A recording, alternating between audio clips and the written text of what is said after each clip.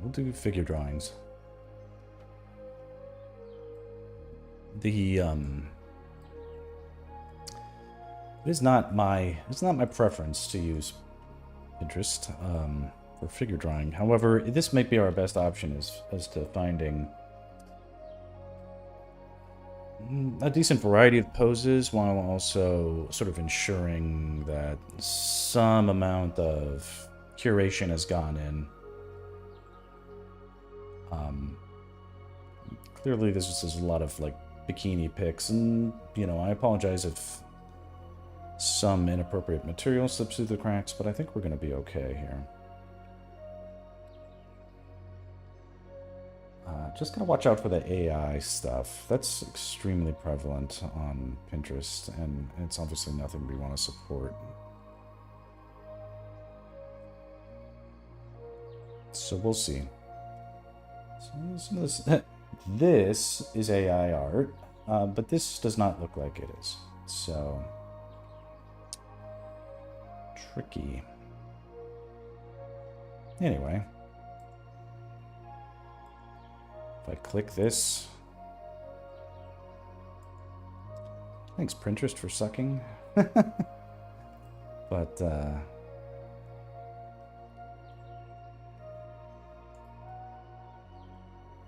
we go. Let's try this. Male combat pose. Like this looks like AI. We're going to avoid that. But this looks like a decent reference. We can start there.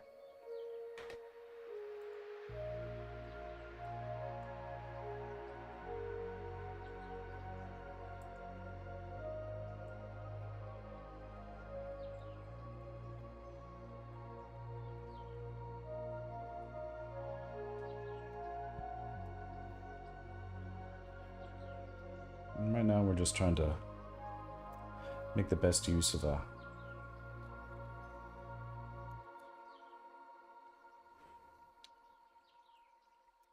bit of unstructured time.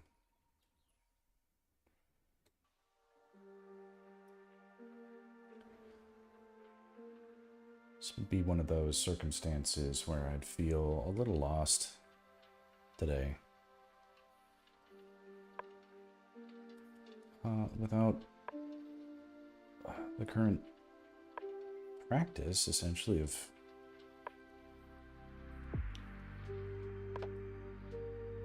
becoming comfortable sharing.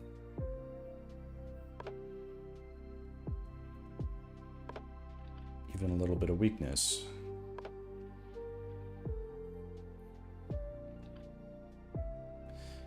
Yeah, this is a good pose. So there's a few things going on here with this guy that are cool. You know, we always start with the line of action, then I sort of indicate the major masses of the abdomen and the pelvis.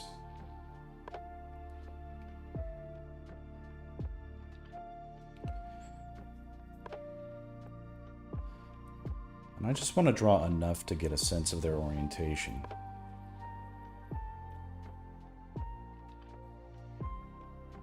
And they don't have to be perfectly to scale. That sort of works itself out as long as we follow all the steps.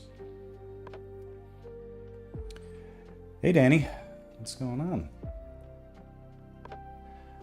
I cleaned up the stream a little bit. I don't know. I've changed some things probably. I don't know if anything's going to work. We'll see. But things are a little different.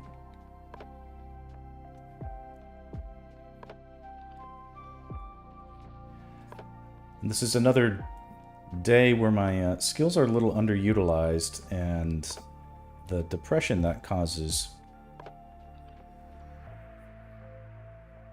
might inspire a little bit of rot. And today I'm gonna try and set a good example and just practice art instead.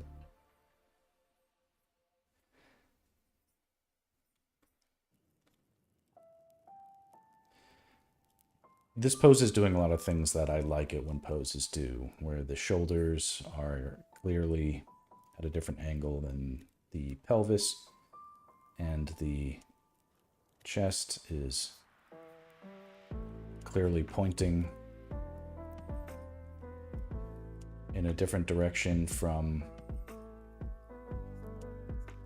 the pelvis, both, you know, at an angle and like up versus down, right? And then the head is clearly pointing this way in space, you know? So you get all these mixes of things.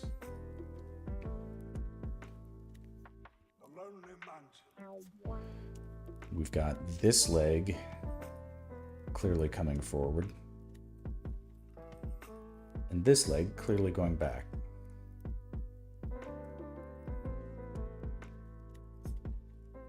It's all working, and we just want to represent that. Get those legs in there first. They're larger forms than the arms, and they carry and distribute the weight way more. I'm going to try and not make such liberal use of the undo button. It's not about perfection. It's hard for me sometimes.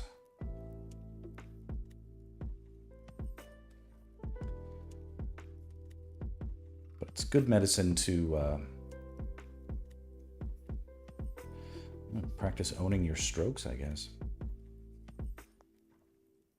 Stroke discipline is it's something I need a lot of help with.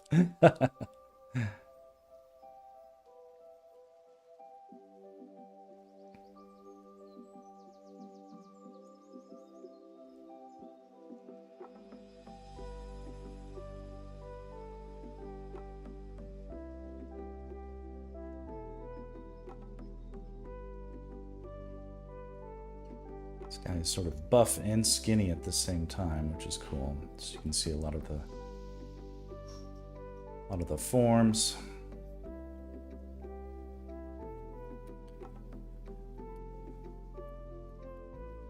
Oh, poop. I meant to make this a timed pose. I guess I goofed on that.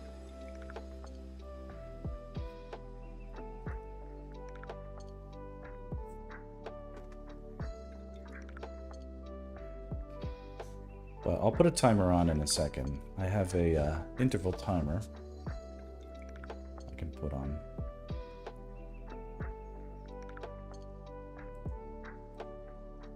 Let's see what that does. Okay, 2 minutes. It's barely any time at all. This will prevent me from getting too precious with it.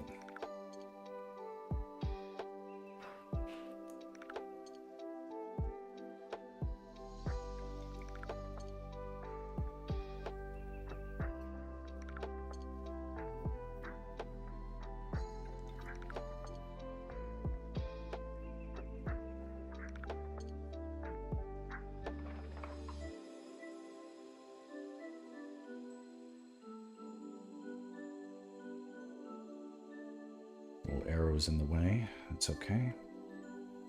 Just draw over it for a second. And then this big fun thing he's got. Some sort of staff.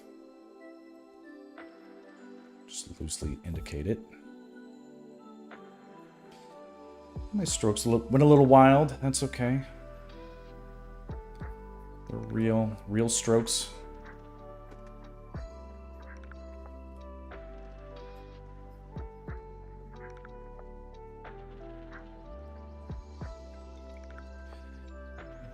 Anyway, I don't know if the figure drawing streams add up to much entertainment value, but they're good for me to do for practice, and good for everybody else too.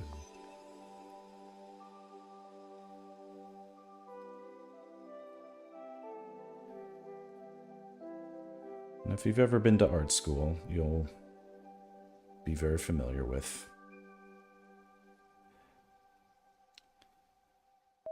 having to go with them. Okay, that reset. So that was 2 minutes just since I started it. Let's go another 2 minutes and add a little more stuff to this, because I do kind of like the pose.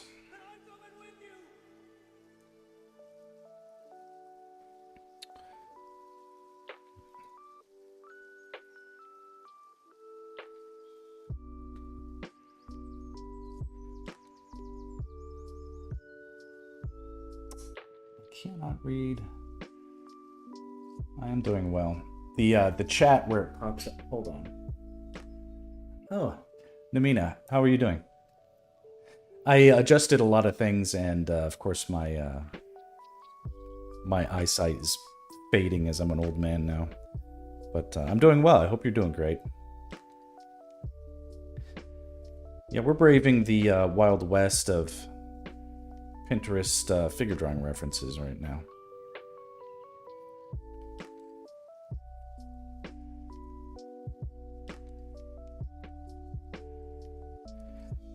And on this occasion, I'm taking a rare moment to set a good example as opposed to, you know, drinking too much wine and ranting about stuff all night.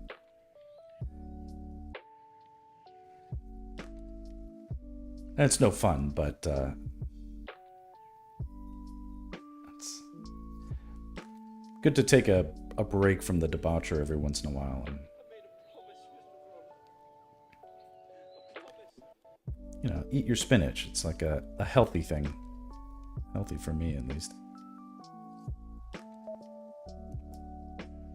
Okay, that's about as important, or you know, identifies as much of the important stuff in a figure drawing as I think I'd recommend. Set that aside. Do another one.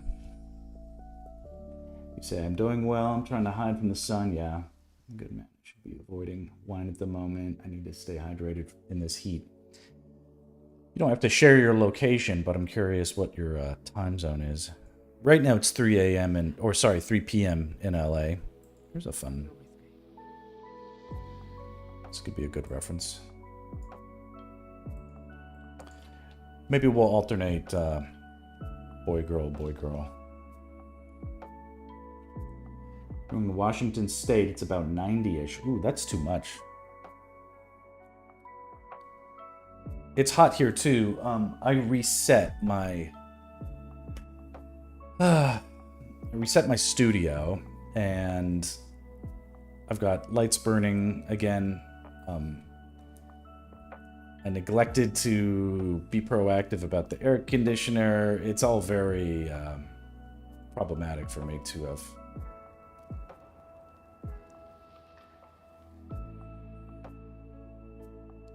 failed to have done so.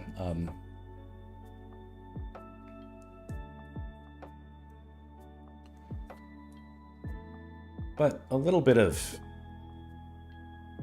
sweat will probably do me some good. I've been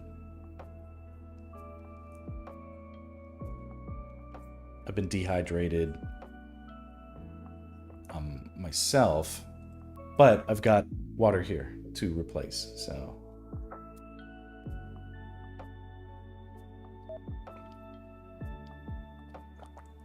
All right, everybody take a drink of water and save your work.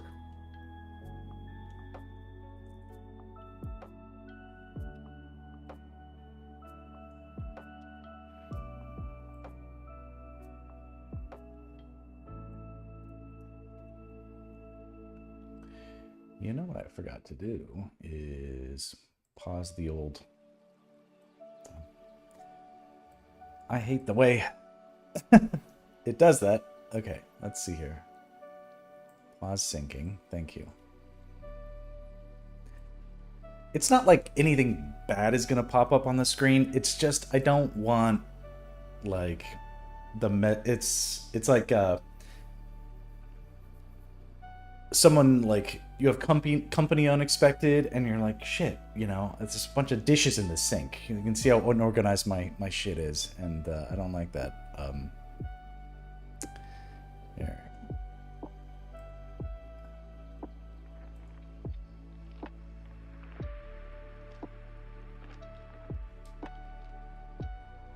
Super unorganized. Yeah, there we go. Just making a project folder for this. It's the 25th. Man, oh man. All right. Well, Namina, you should probably organize your PC. Yeah. I'm like a hoarder when it comes to all my old project files. My parents did not instill in me the discipline of keeping a tidy room. I suppose that's the occupational hazard of being creative professionals, sort of like preoccupied with their own shit. They're almost borderline hoarders themselves, but not hoarders, but I see plenty of stuff at their house that I'd throw away. I'm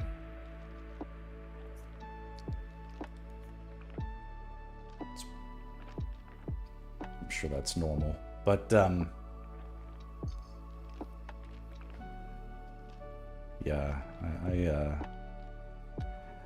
I'm the same way as probably most people are, where I have a bunch of shit on my desktop, then I want to clean it up, so then I just stick it in a folder called desktop crap.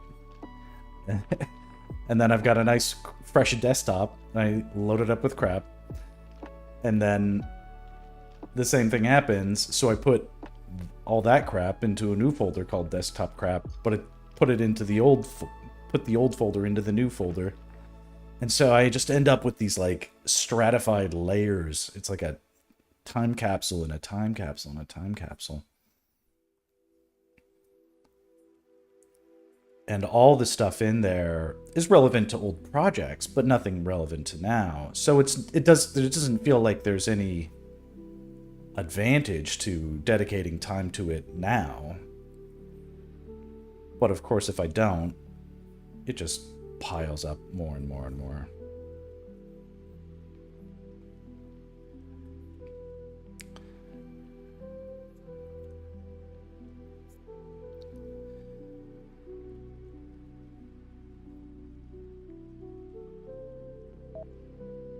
Here, I'm making a decision about you can't tell from the photo because the angle is so far away and flat, like there's no perspective on it really, which makes a cool reference.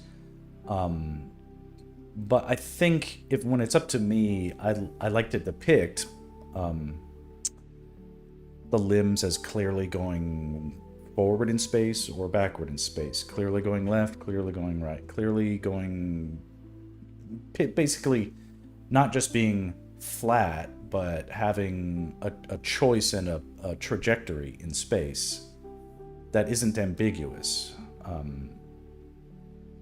So when I can, and this is an opportunity to take something ambiguous and make a clear choice about it. This leg clearly coming forward, this leg clearly going back.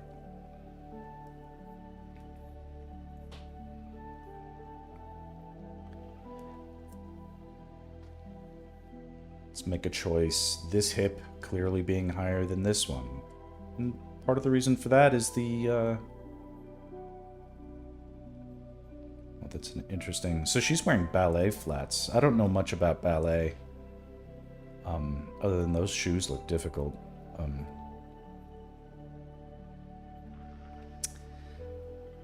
That might make an interesting subject for figure drawing. Do like a ballet series.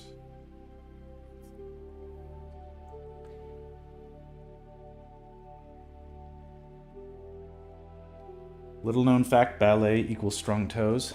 I think I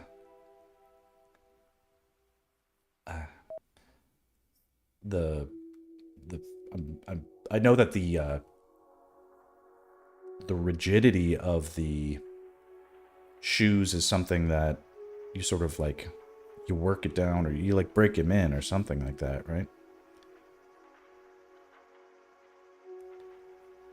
I think I saw that in like a documentary.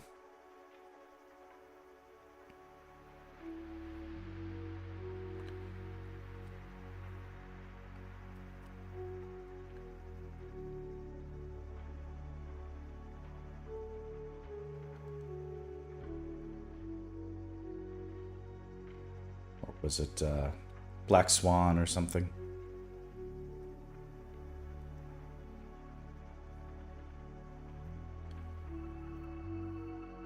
Cool movie.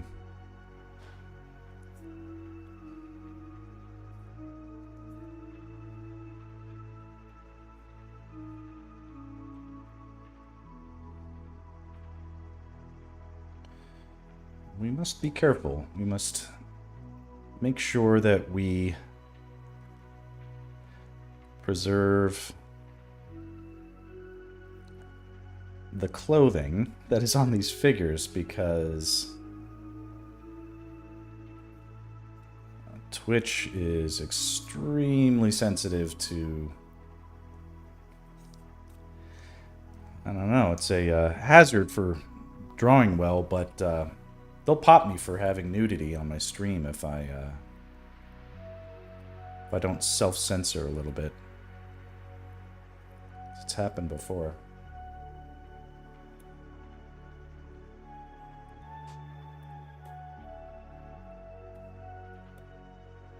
Set aside that.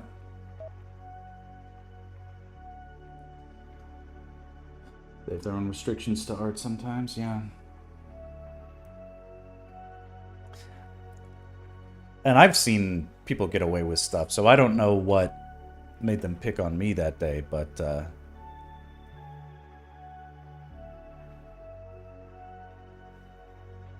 3-day suspension, you know, I guess if you never get suspended, you're playing it too safe, right? Here, this is a pose I like. Oh, this is fun. Somebody posted a piece of figure drawing here. I wonder if that's something they like. Post your art. Everybody gets whacked. It's just how their systems work. I feel like,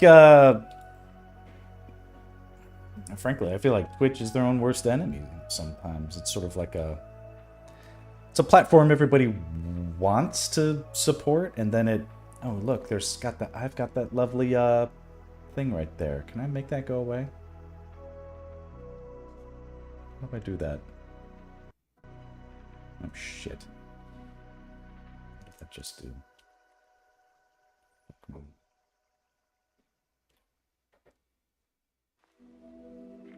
No, don't do that. Christ.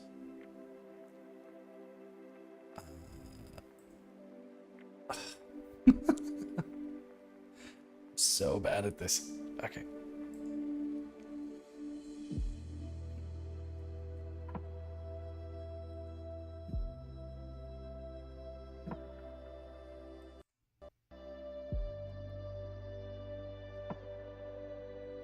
Okay, back to this. Should go back. Apologies for that. Like I said, I restructured stuff, but like I'm still working out the bugs, but it's like you can't find out where the bugs are until you run it, so just gotta do it. And I just liked having the sun in my eye. Yeah, it's a little silly to what I've done here is like a workaround hack, but the I just gotta get a dedicated good camera for the stream, because this camera is from my iPad. But when I put back the system, I couldn't find the cable that connected it, and so it's the weird workaround that isn't working very well. Okay, everybody save your work.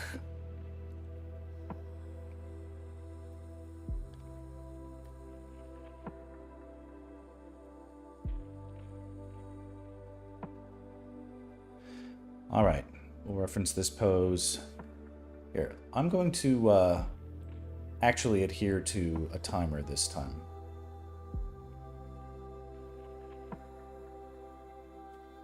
We'll do 5 minutes. 5-minute interval timer.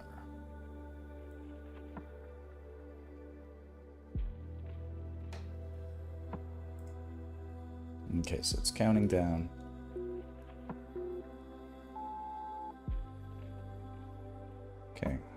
always kind of start with the head. It's like a fun. You need something to start, right? So start with the head, and then I try to just draw it like that, a big line of action, and then along the line of action, it's like you're putting together a constellation a little bit. Because like a constellation, it's extremely abstract, or it should be. Like, if you draw it too rigidly,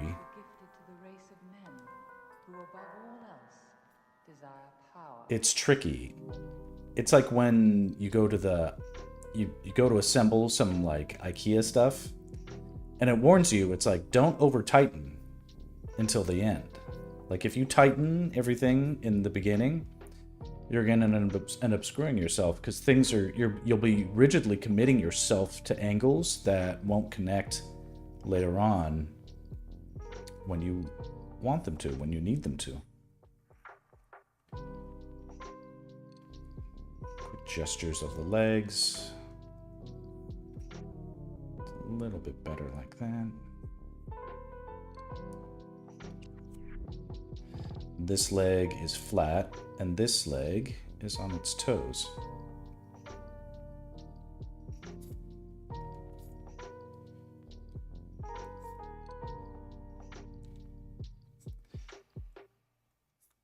I do like to think of like the body's line of action, but then each limb essentially has its own line of action as well that is subordinate to the main line of action.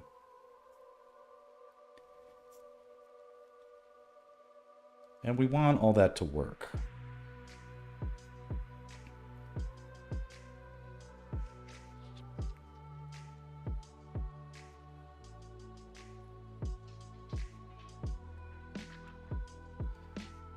When everything's working in harmony, you just have these really elegant forms that feel like they reinforce each other.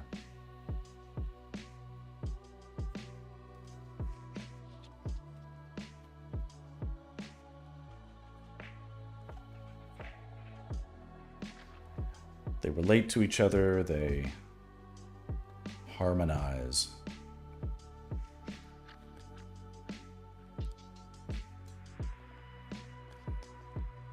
This leg clearly going away from camera. This leg clearly coming towards camera. Making decisions.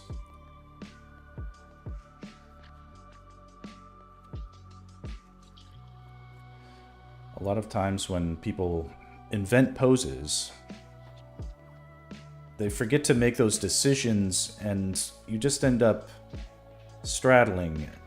That gets you in trouble later on because you have mixed perspectives. Almost like a person was being drawn from multiple vantage points at once. That's not possible. But people will do that, not quite realizing that's what they're doing.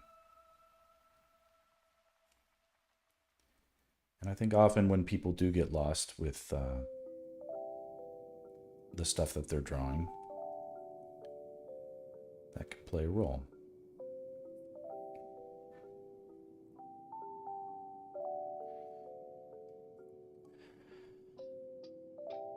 Using the line of action and the methods that I'm sort of demoing, you could tell that even throughout these varied poses, I'm, at least for the sake of this demo, I'm trying to be disciplined about it.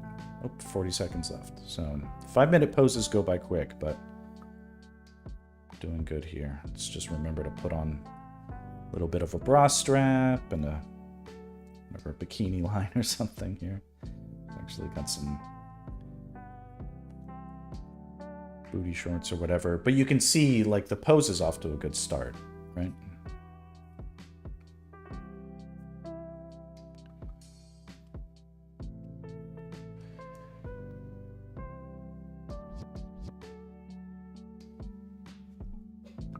This is It's an exercise in discipline, I think, for me. I think it's normal to see a part of something that is exciting and you want to draw it, so you do, but then you realize, okay, it's like, okay, you drew the,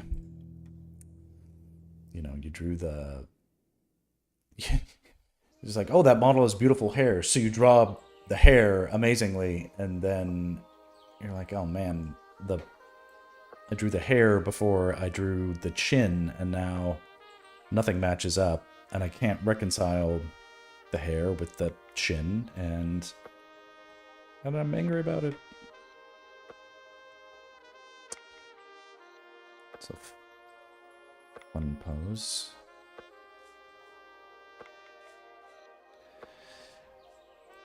One thing I don't... This is an issue. So... We'll proceed as if all is well, but frankly, Pinterest is not... It's not like a curated site. Anybody could just upload this, and you'd never really know if the artist... Sorry, the model gave permission for it, or... these are sort of problematic ideas, where the world is just sort of a free-for-all. It's just the world we live in, I guess, now, but...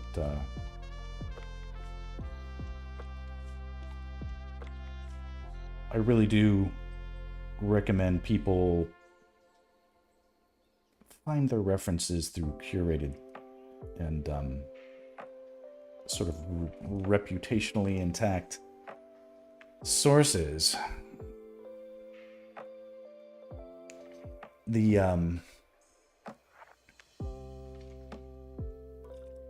Yeah, it's when I work, today's not a good example because I'm using Pinterest, but the sites I do recommend, at least as far as like nude figure drawing,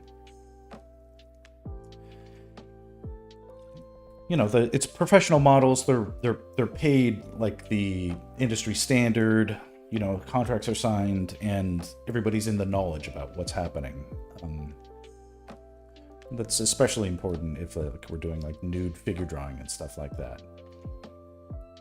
And it's like, it's not like me paying a model, for instance. Even that, I'm like, there's been talk among my artist groups about doing. It's like I'm only willing to do it like through a mediated company, like a modeling agency. Because if it's like person to person, it feels like you need a little bit of chaperoning, I guess, with that sort of thing. I'm not personally comfortable with like messaging a model and being like, hey, here's money, send me nude photos. I mean, that's potentially not a good look, right? So it's good to get it from a reputable source that, that everybody's knowledgeable of what's happening, and it's got to be a business transaction, You could see why some in the past, even in Los Angeles, it was known that essentially a lot of figure drawing back in the day had to be done in sort of like in a clandestine way. There were art instructors and artists that, for their livelihoods, had to hire models, had to use photography, had to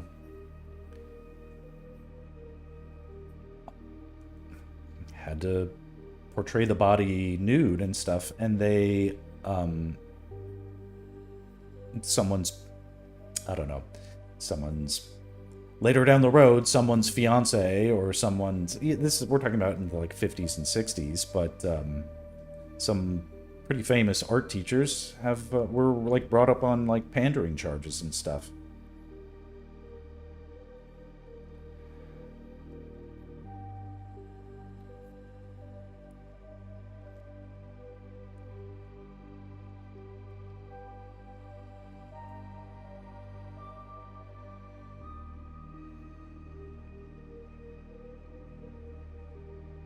Of course,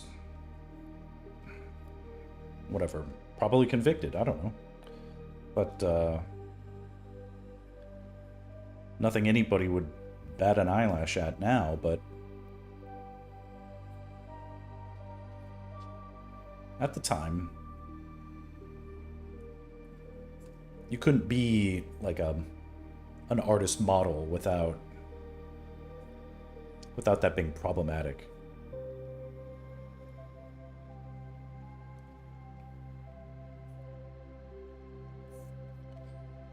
It's a different world now. It's like the Wild Wild West.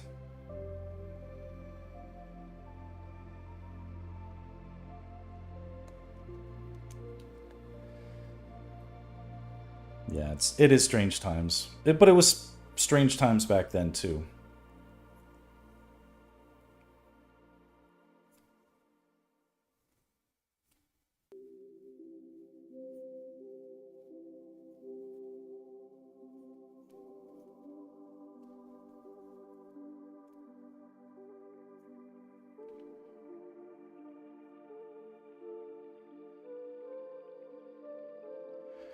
I feel like I'm doing decently at...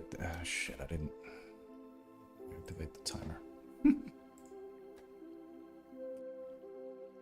Maybe it doesn't matter, but...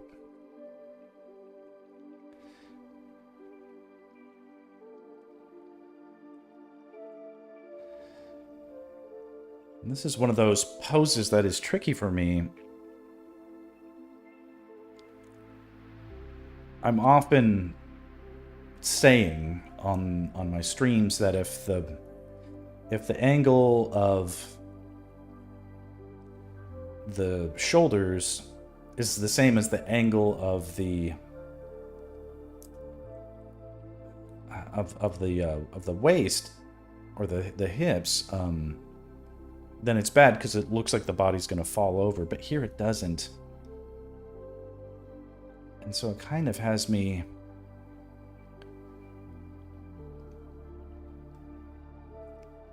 I guess what we're really just... So what are we talking about? Is it...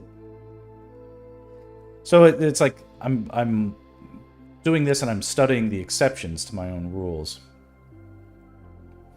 Okay, but here we can make a clear decision. The humerus is coming towards us in space and then going away, back towards the head. There's the spine. The lighting on this figure's nice. Maybe we'll try some shading.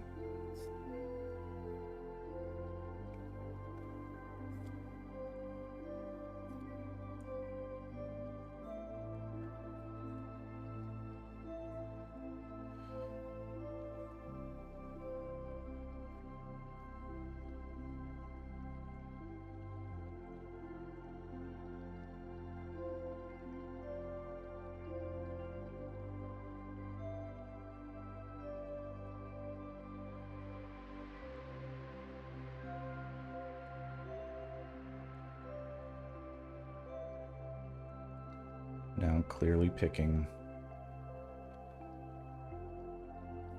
making decisions about exactly where the edges of these forms are.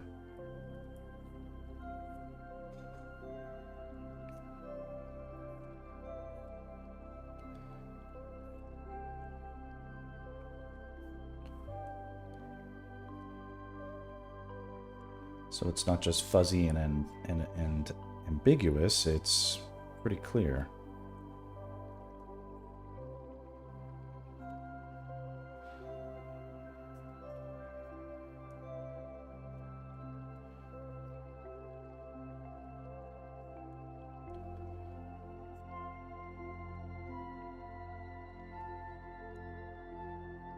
Well, the light is going at a direction that's a little tricky for me, but I'll try it anyway. Being left-handed, it's a little harder for me to shade with this tool with the direction that the light is.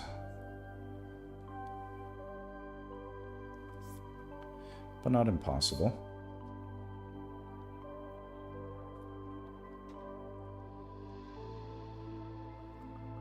I just might have to crank my shoulder over and tack it.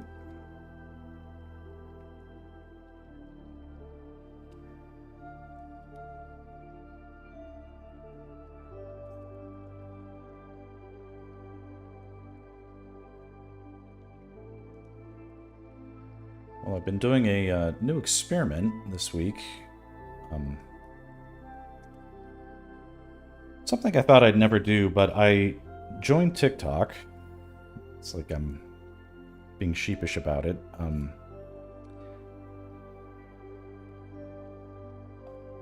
But I'm a little surprised to see that the hasn't been that toxic or anything weirdly yet.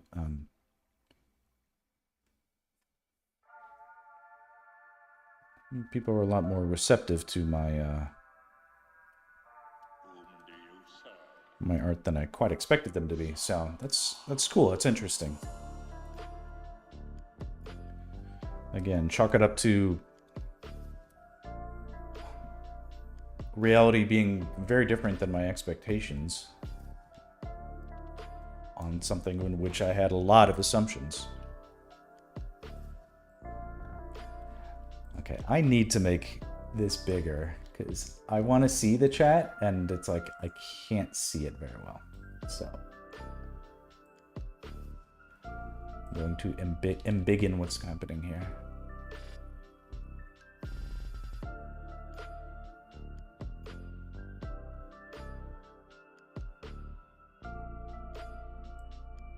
Can I do that?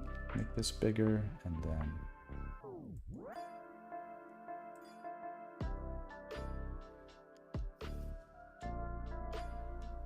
this.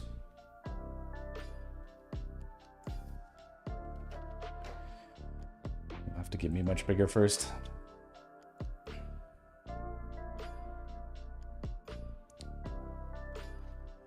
Yeah, I'm sure at some point, at a certain threshold, toxicity sets in, no matter what the platform.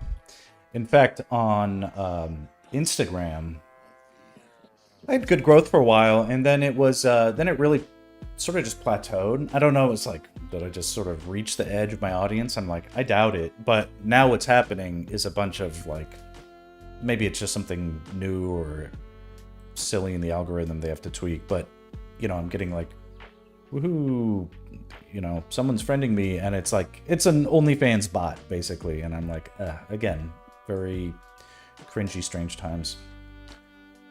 Okay, let's find a new reference.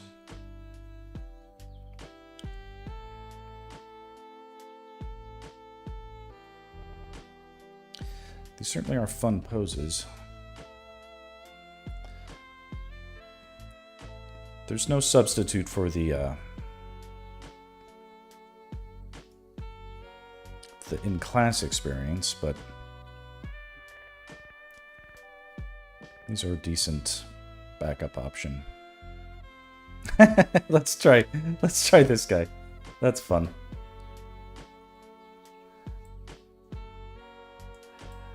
Do something different.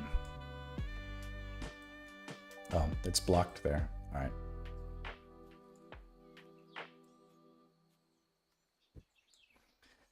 It was unavoidable. I really wish there was a better way of managing bots. Yeah.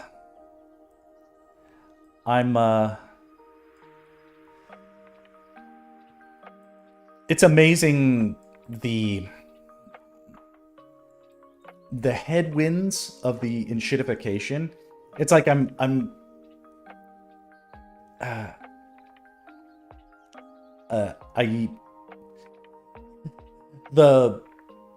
for a long time in my career, the idea of like, well, sort of doing fan art and, you know, sharing it. It just didn't seem very professional.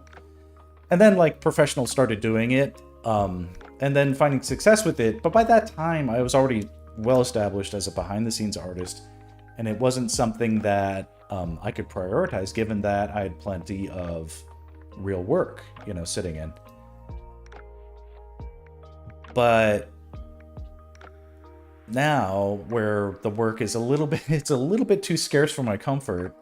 Like for instance, today I barely had enough work to, you know, to buy a meal, and so it's scary. So I've got downtime, so I'm like tweaking my OBS and I'm figuring out, you know, do a stream. You know, I'm posting on TikTok or whatever. But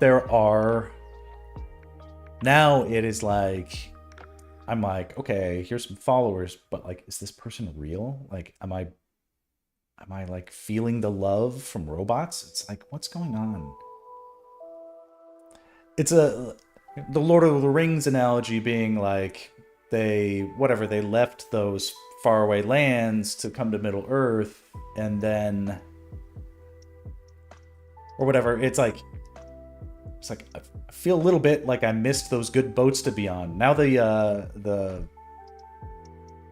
seas are stormy, and when I get there, it's like taken over by orcs or something. It's quite evil. All the upside is totally feels like that ship has sailed a bit.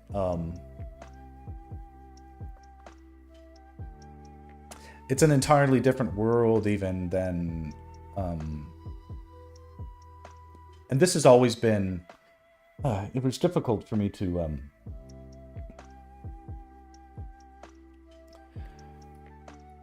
when my kid got sick, this is thankfully, you know, many years ago now, but, you know, we were desperate for help, and then because social media like didn't suck as bad in 2018, like it was starting to get there. People were being like, Facebook isn't what it used to be, it's toxic, you know, but they're like, oh, but Twitter or Instagram's better or whatever.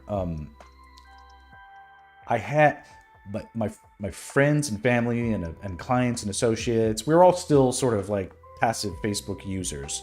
So that when I needed to make announcements regarding like, yo, we've got a GoFundMe, we really need help, you know, I was able to get like traction with those posts as a, just as a, like a civilian, not as like a professional artist.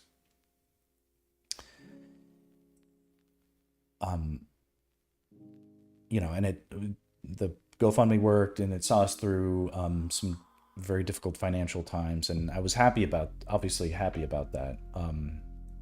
But now I am very concerned that should the same thing, like let's say something horrible happens and we're back in that same boat, I don't feel like I have the same confidence that my friends and family are as active on Facebook, where they would notice that sort of thing, where they would be as caught up or regularly visiting and seeing updates and things like that, or knowing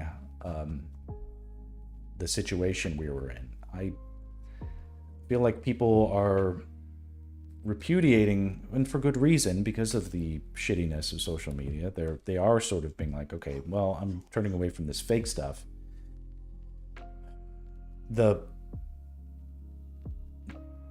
And this is the evil of the AI and the enshittification and the spamminess, is the real good that social media can do is drowning out the voices, or sorry, it's being drowned out by the grifters and the,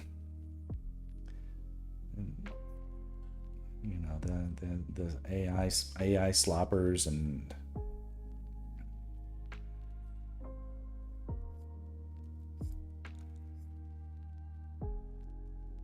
I don't know. I'm grateful that things worked out then. I just don't know what we would do again in the same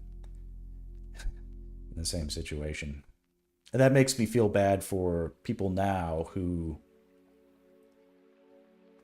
are in these situations, but I don't know.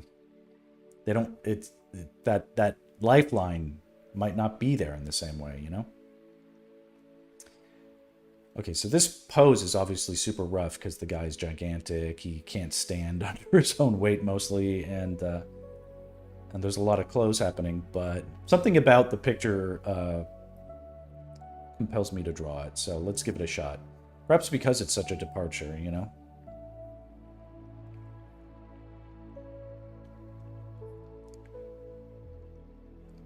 Is there a line of like there's no obvious line of action. The gesture is very compressed. It's sort of like this gross vegetabliness.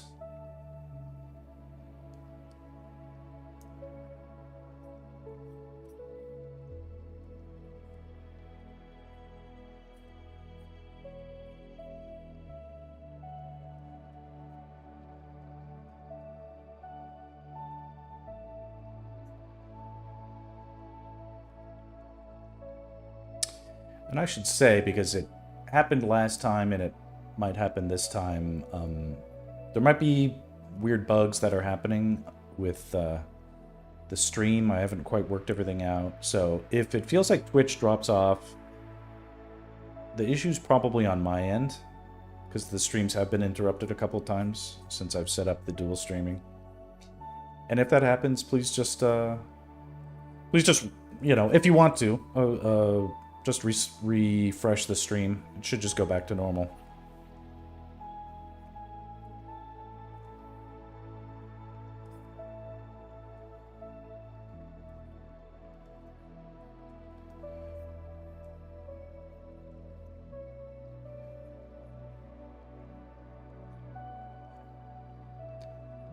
Maybe we'll do one more after this, and then we'll switch to something else, because I actually have a couple of projects that might be of interest.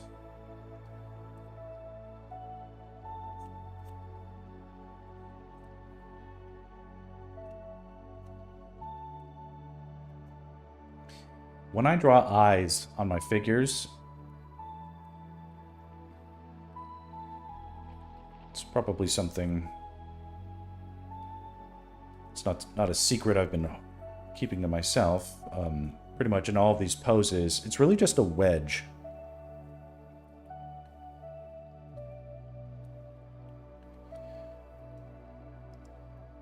Just like this. You know those mathematical symbols? Or even just like an emoji, right? So like... like a smile. So you can see here, it's just a wedge. Two little lines. And then within that, I'll sort of indicate some things. But even if it's just something like that, it's kind of better than drawing eyeballs.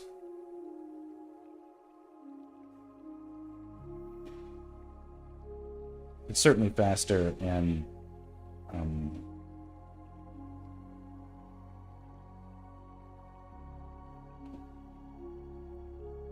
with a sketch, you have the power to sort of compel a person's imagination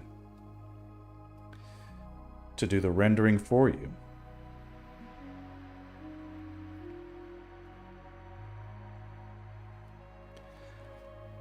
There's a certain kind of appeal, maybe similar to what they do in like jazz music. Not that I know much about music, but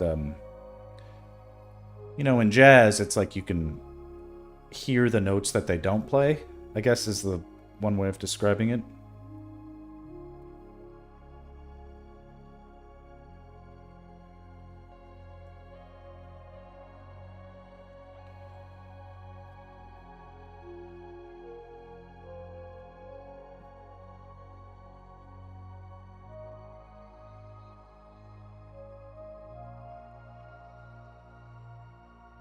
To be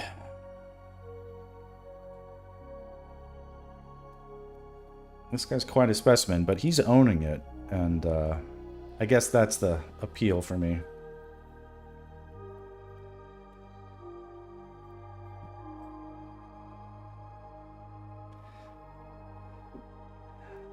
Your mind kind of can see, like, okay, this guy's, you know, he's got a name like Maurice. He's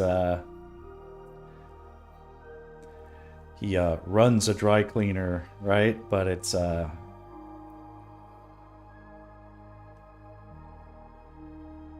really a front for a mafia, you know, a mafia or a syndicate, right? They'll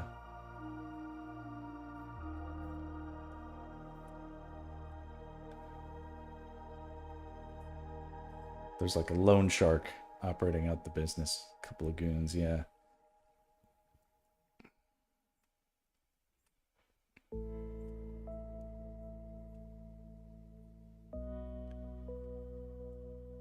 Big belly.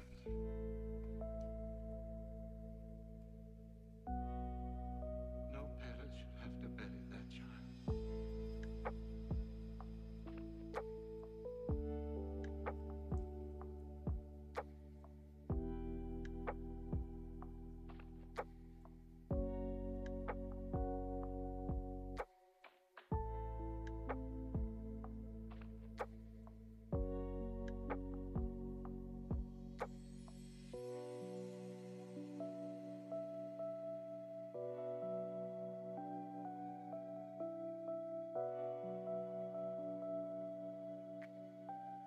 Pretty decent likeness.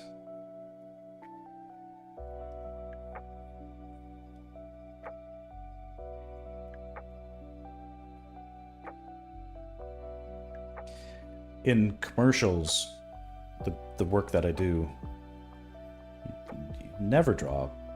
You never have the opportunity to draw a figure like this. Just never happens.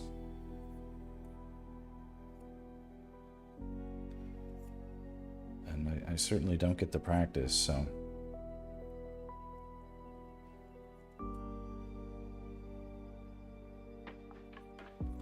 But there's an opportunity here to make a study of form and light and weight.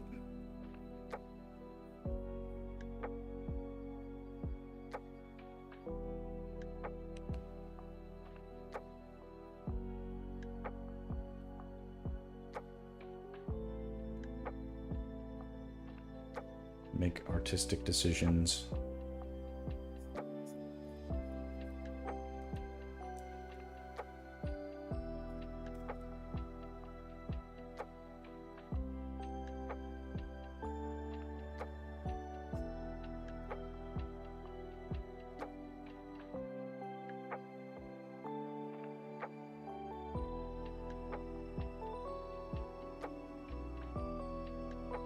Some sort of.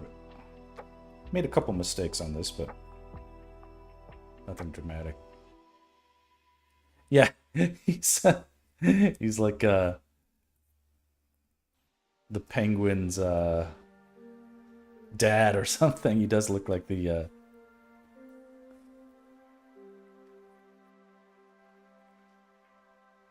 or like Deckard or whatever the corrupt cop. What would it be? You put a fedora on him.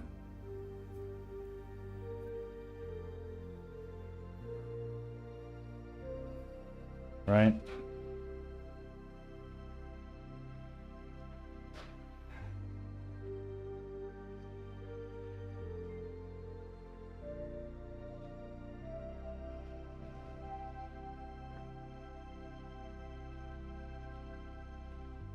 Yeah.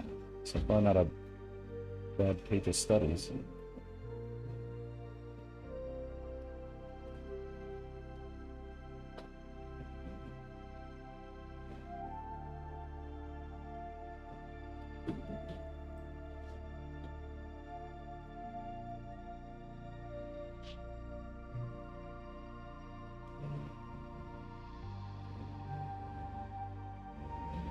should put up the... I'll do it later, but yeah, it's too much of a jinx to promote something I'm very out of the habit of posting to. But I have a figure drawing dedicated Instagram that I want to be more proactive about keeping alive.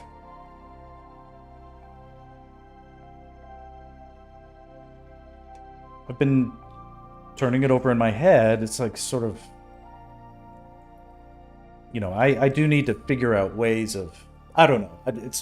I'm not sure if what I'm thinking about doing is it for me? Is it for the benefit of younger artists? Is it all of the above?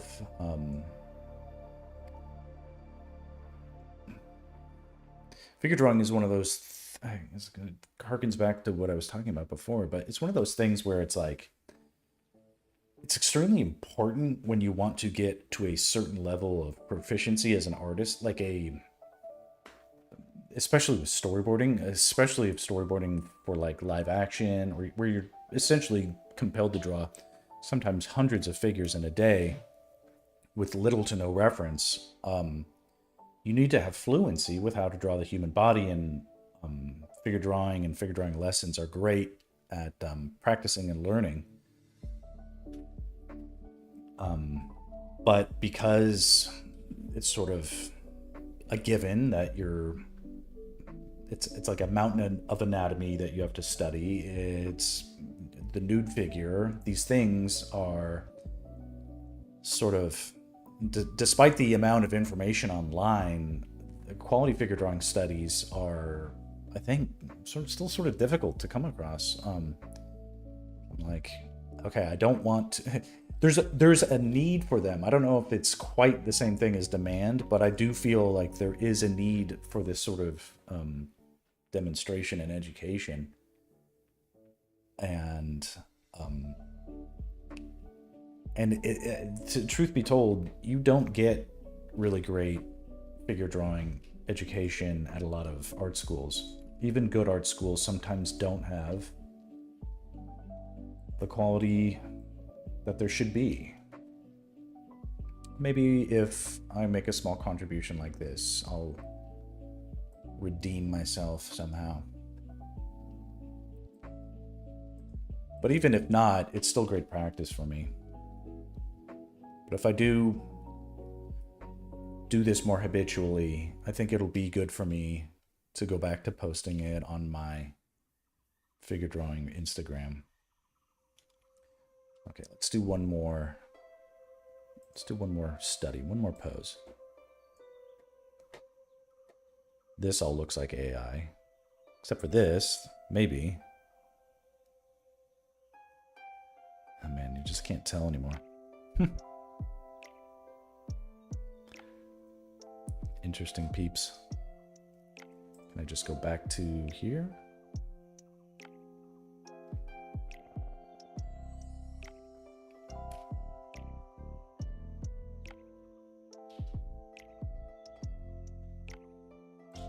Maybe this one?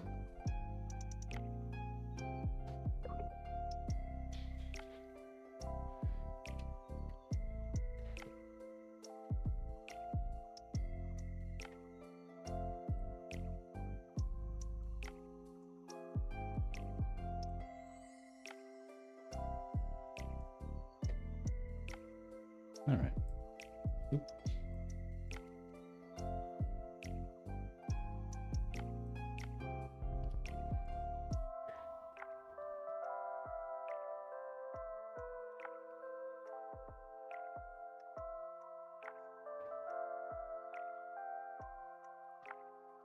Quick save. Everybody take a sip of water.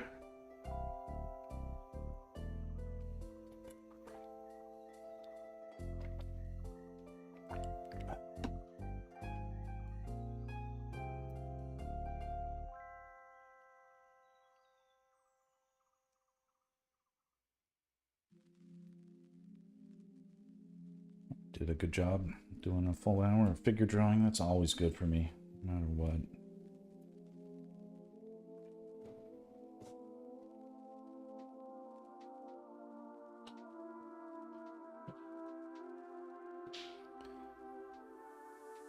interesting.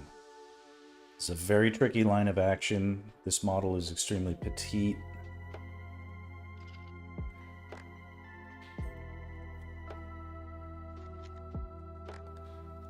Some extreme angles. Very tricky to... Yeah, very tricky to feel confident. Just sort of defaulting. I have to check a lot of stuff here.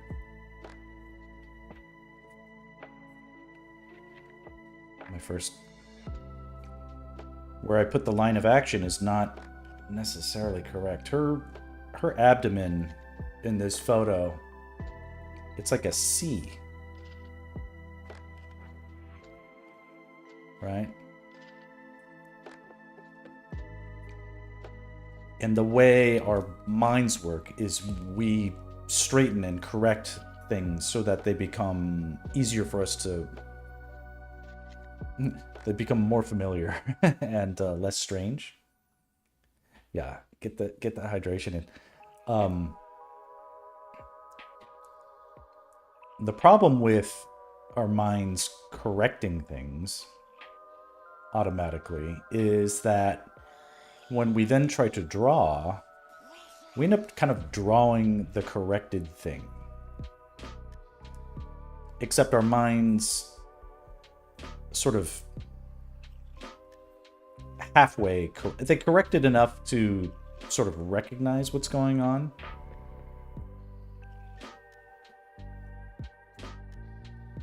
And then even if we are able to concentrate on what we're seeing, if we don't have practice drawing the work in the her foot positioning is interesting, certainly a more advanced yoga pose, I would think. Yeah, so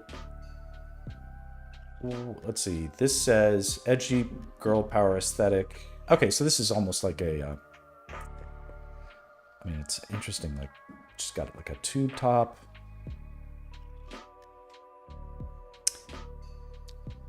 Yeah, this does look like a very stretchy yoga position.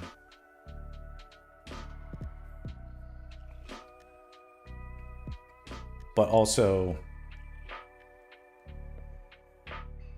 I'm getting a dancer vibe, like a ballet dancer.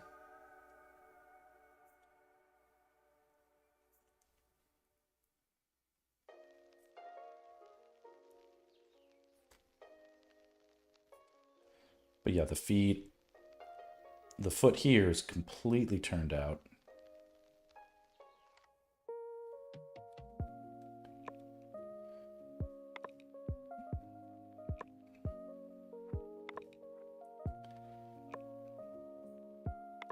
The foot, she's on, like on point back here.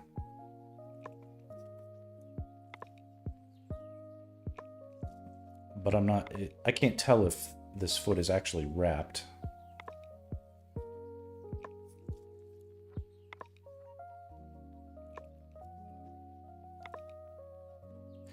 It looks like I've somewhat embellished or sort of maybe overstated the stretch in her leg back here, but not in any extreme way. I feel like this would still be achievable.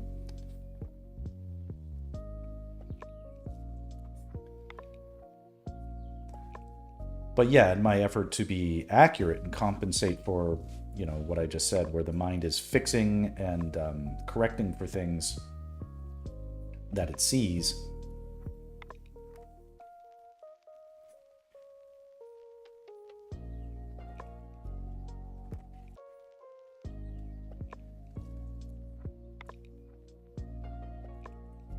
I guess the mind just... Anyway, you can overcorrect in your brain. And then you get used to it. And then you... well, you get attenuated to everything. Eventually, the... you just sort of see things on default.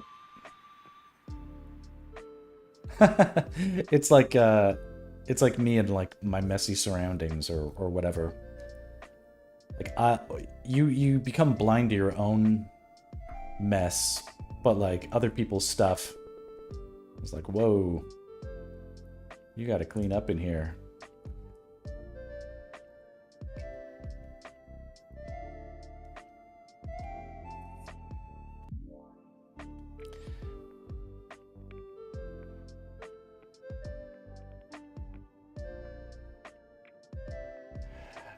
And when I look up here in OBS, I can see the thumbnail of the image versus the thumbnail of my drawing. And that's sort of a like an equivalent of like getting fresh eyes on the thing, seeing it from a different perspective. Right here where it's big and in front of me, and I'm drawing bigger than I usually do. Storyboards I usually draw very small, just so I can be efficient about my time.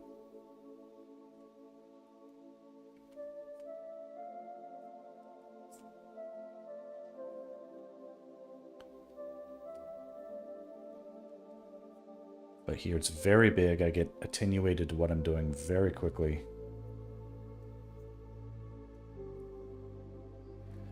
And yeah, some small errors crept in, but it's nothing dramatic. And then I don't want to forget her back arm, sort of just hanging there, a little bit limp.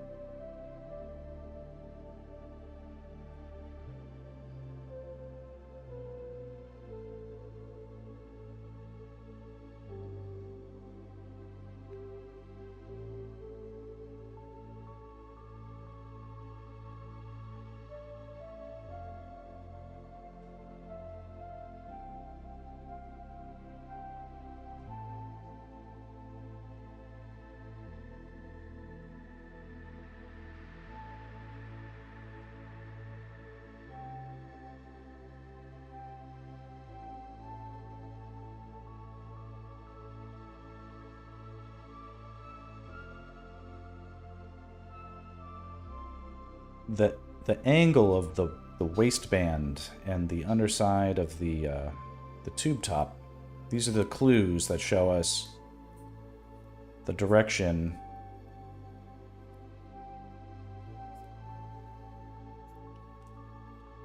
right of these forms.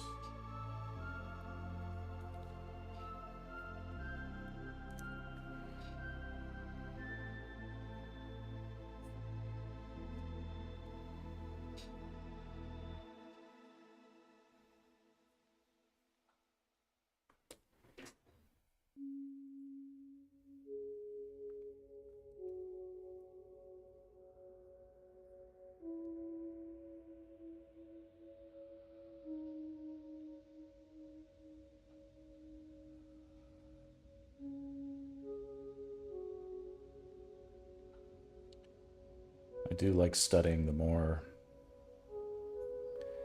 extreme poses. There's a lot of idiots out there who will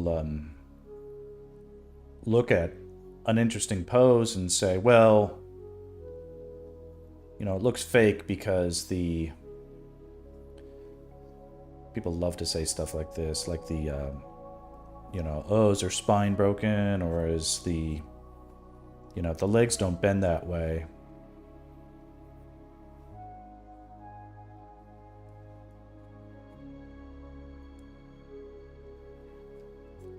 People don't say that to my art, but I've seen them say it to like other people's art. As if it's not photorealistically rendered, or there's just a little bit of error or hesitation in the execution.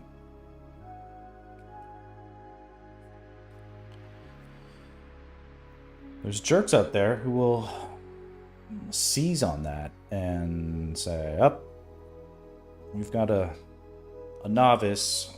I see something that to me is to my uneducated brain, looks like a mistake.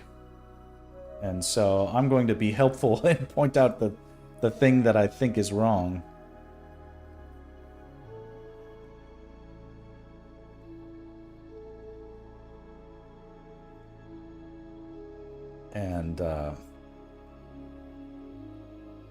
And it's interesting if it's, even if people are just sort of being unintentionally unhelpful, it's that stuff can set people up. Not everybody is thick-skinned. I rarely get like serious critique and feedback that is negative, so when and if I do get, you know, like a serious like, yo, I think you made a mistake or whatever, it's like, I don't mind. I have a my my take on that stuff is like the audience is always right. I don't know if that's helpful, but it's like, it's, even if I drew something correct according to the photo or whatever, you know, this is an opportunity for me to learn something where it's like, okay, it's like, I know that what they're saying isn't right in and of itself, but something is in the drawing that makes it so that I didn't sell it properly. You know, my job as the artist is to execute so that there is no doubt in their mind that my work is incredible or something like that. And if I don't do that, then that's not really me doing a successful drawing, even if what I've done is accurate to what I intended to do.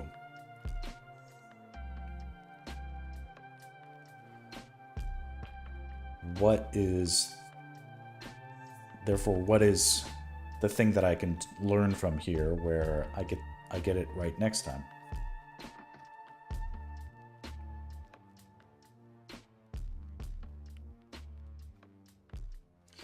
Okay. Get that.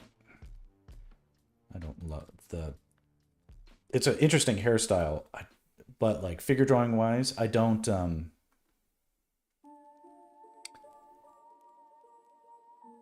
there are things that are not particularly helpful, and overstated hairstyles. Often they screen too much of the figure and or sort of distract from the pose.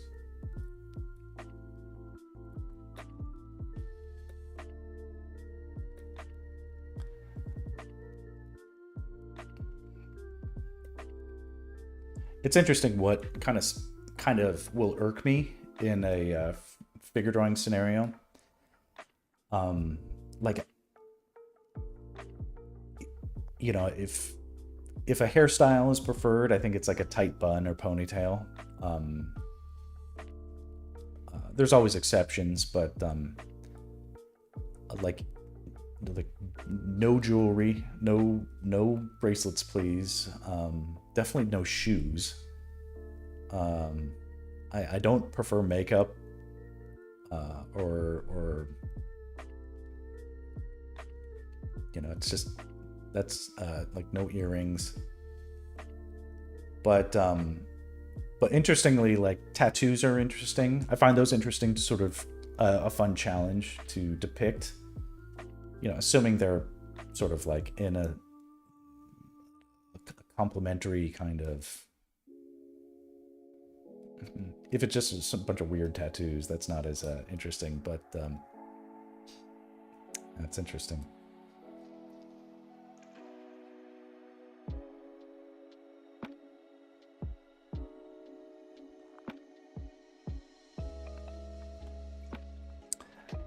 Yeah, you know, I may come around on my earlier Pinterest dissing.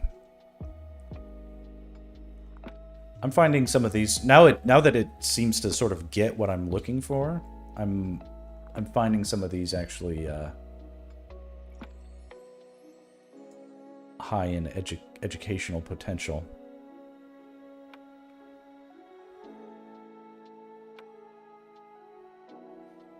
But this is interesting. So this is a... it says, I think people can be a bit clueless on how to maneuver the human body. How maneuverable the human body is. Yes, they are just... Well, but also, sometimes they're just assholes.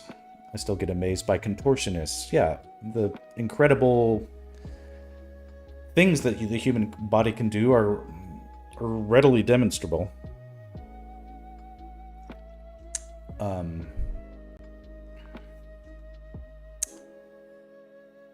So it's like, why, I don't know, why assert your ignorance, or, you know, why someone would assert their ignorance,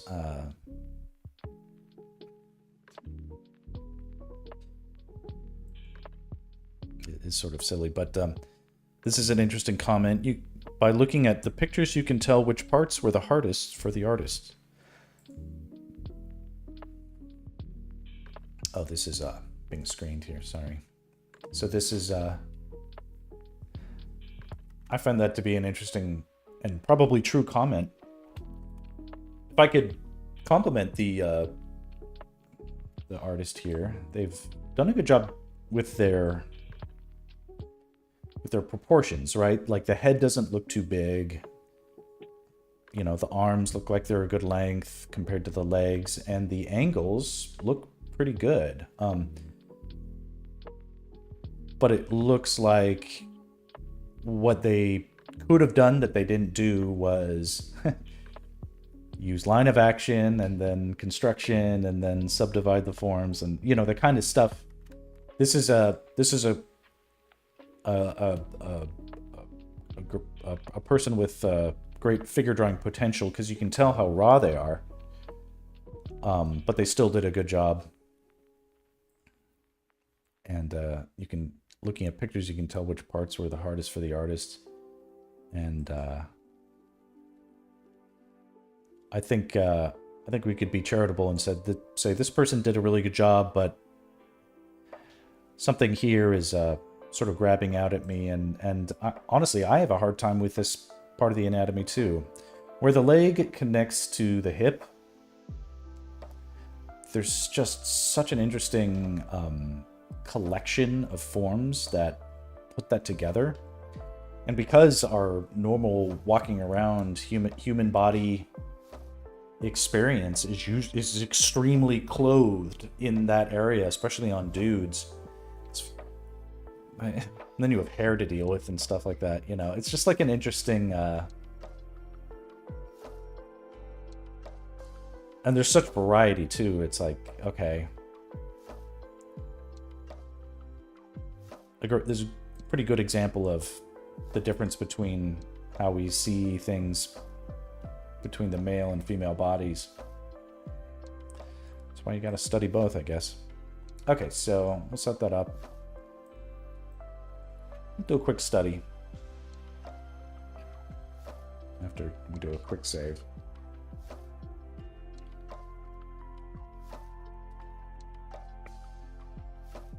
All right, again, it's very challenging,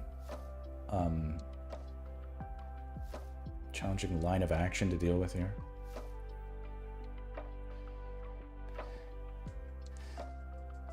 So you say you struggle with facial symmetry. Is that something pertaining to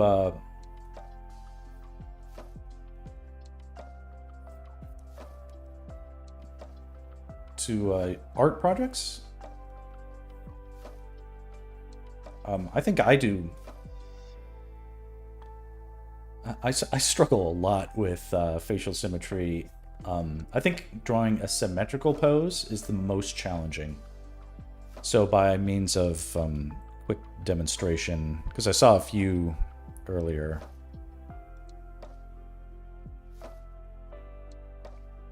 It's the ones where it's just basically the figure is flat to, you know, you just see the person just standing there. this is kind of what I'm talking about. This person is basically symmetrical.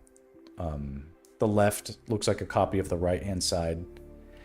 And looks like there's a lot of AI on this one. But for the most part, this is a good sort of demonstration. This essentially, you have to get very close with your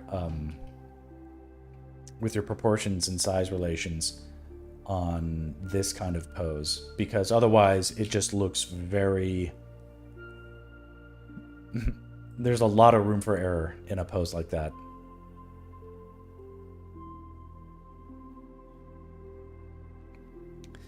Ah, here we go. Look at this. Line of action. This person has done a good job of okay, more like a hobby. I usually doodle while at work, since I will end up waiting for hours for emails to come full circle. There was a time when I was a assistant at a wedding video studio. It was like my very first job, to be honest. And it was like my job to scan and I've told this story before, but I'm not sure if you've heard it. It was my job to scan the bride and groom's like family photos to include in a montage that we would cut to music. And this is in like 2001. This is the era of something called Firewire and DV video. This was the cutting edge of Apple's return was just around the corner. They had OS 10, OS X, you know, that was all new back then. And I was like the young kid who kind of knew how to use computers. So I was useful because I could operate a scanner. And occasionally I would cut video, learning about it, but also cutting video. And then back then, the render times were insane. So, and you couldn't do any, like, there were no real previews. So essentially I would put together a montage, like the long way. It was like auto cut wasn't a thing back then. So I'd put together a montage and hit the render button, and then I would have about 2 hours of downtime.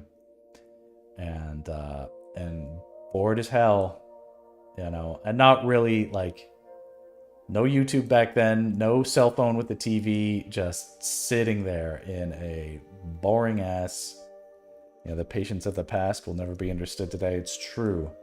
That is the, I think, the greatest. It's not AI. It's just this AI is a symptom, but it's a,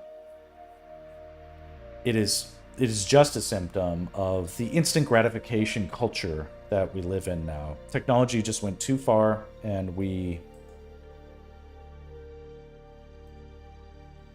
the creative tools are overpowered now. It's like hunting fish with a... What is this? Why does it keep going away? What's happening here? Why does that keep going away? Anyway, this is just someone else trying to demonstrate what I was attempting to demonstrate. I guess TikTok just does this, Pinterest just does this. Well, look at these lovely things. All right, I might have to entertain the idea of a redemption arc for Pinterest, because not all this is bad, and not all this is AI. And I do like seeing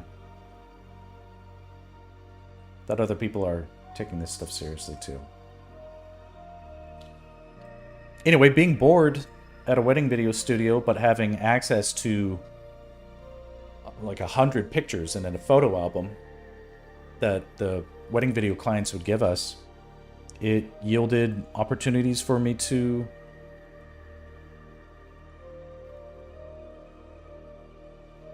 practice drawing things. I have... Oh, here we go. Went all the way back. Yeah, despite all my shit talking, Pinterest has proved to be a good little... It's not the solution that I wanted it to be, but yet again, just like it was with like all my little assumptions about, oh, well, TikTok won't be good, TikTok is the enemy. It's the enemy of attention span, so it'll be the enemy of what I'm trying to do. But the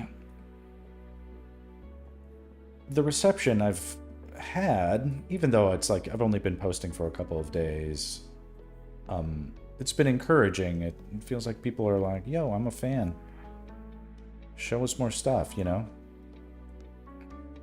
That's all I really want, is an opportunity to share.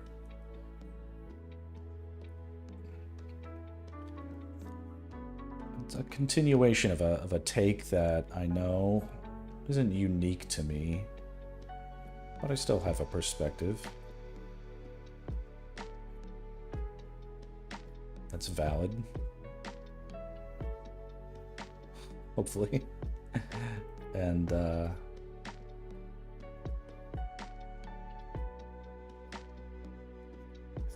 that perspective being that I and many others want to hope that the world of entertainment can return to a place that is a little bit more... There's an audience out there for authenticity.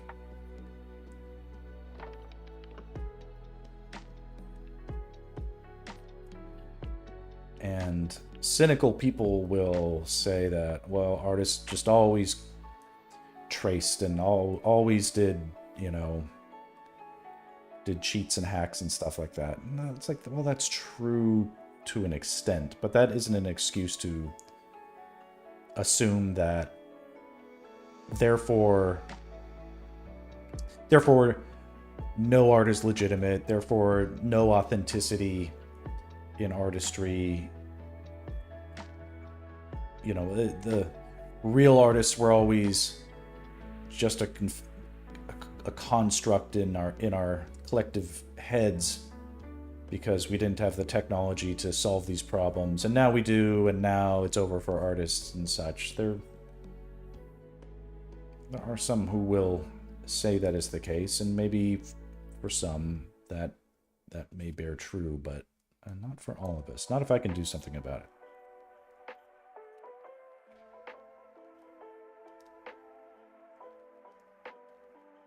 it. I think certainly it is winter for artists. I don't know if I can argue with that, but you know, maybe one last stand at Helm's Deep or something like that, you know. Pick your analogy. People love acting on purely assumptions and then make baseless accusations. Of course, it's just like the twitchy brain. No shade on Twitch, but like as if it was a reflexive, like people get their minds pinched and feel the need to lash out somehow. Of course, they are much more vindicated in their behavior than even 5 years ago. Yeah. Worse, there is no way to change their minds or beget them to at least behave better. It's it is a sad thing for me to admit that I have no idea how to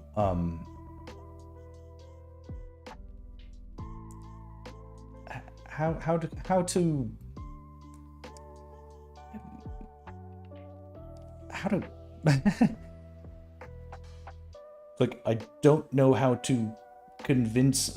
It's like someone else is like, I've seen it online where someone is saying, I don't know how to convince you to care about what happens to people, you know? It's like, if you literally just don't, if your position is like, you know, if what I do, if using AI gets me to an image that I wanted and I don't have to pay anybody and it hurts artists in the process, then all the better for it. It was a very sort of eye-opening experience for me to see that kind of...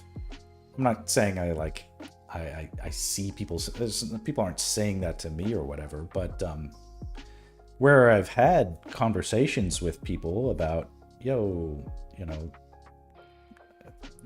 don't you think this application of AI is problematic? It's like not good, you know, try to lay out all the obvious arguments where it's sort of like, this isn't, it's like I get the advantages and the implications, like on an individual level, it feels like it's, you know, it might be your job or whatever, but on easy mode, you know?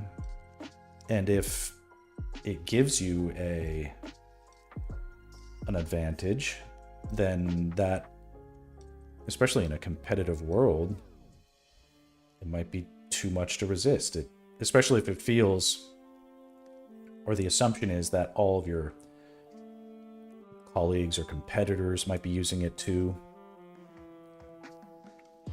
Really bums me out when I find out other artists are using it. And worse, like using it but denying it. It's just a very,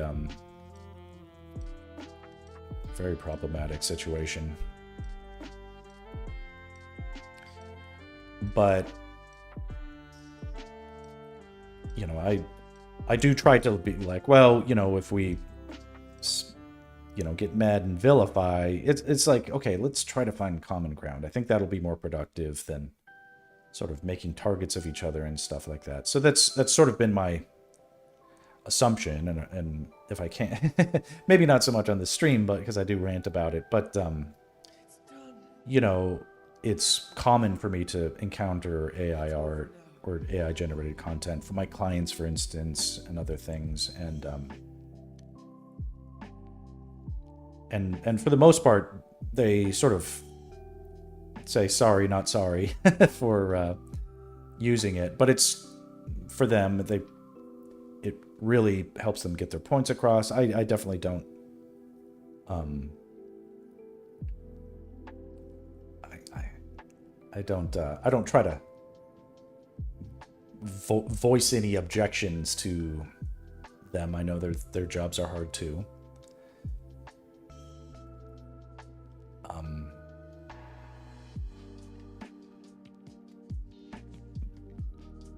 But the other part of me just sort of like wonders, like, do you guys, you know, I don't know, like,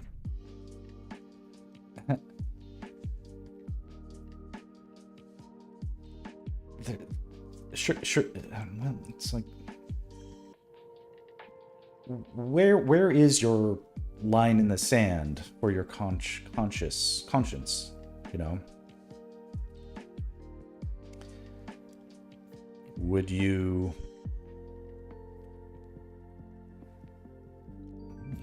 Would you?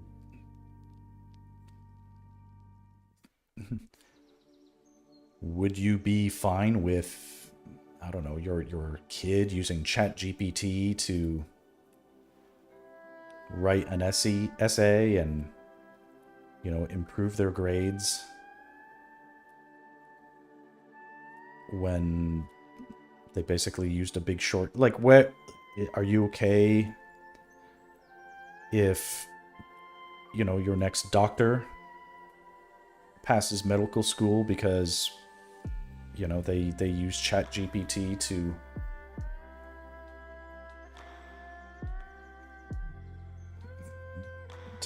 to fill in the gaps in their knowledge? Do you want to be diagnosed by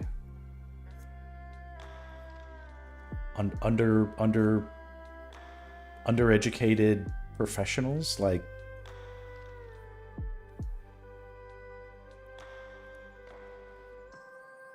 certainly some skills being gatekept are a net positive, even if it's,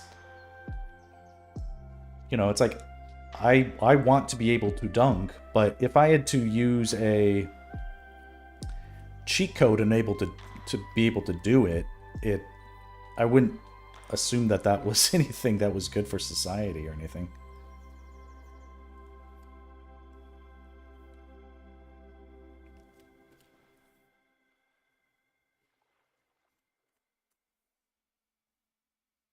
pretty decent study so far.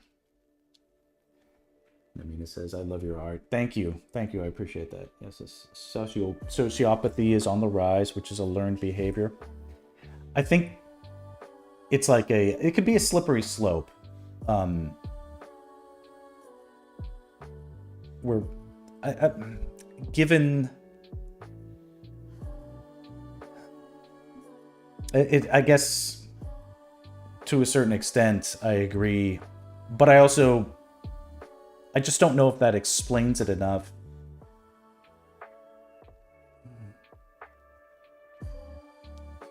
I don't know. Anyway, I don't feel like I can not trust, but count on. I can't necessarily have the same faith in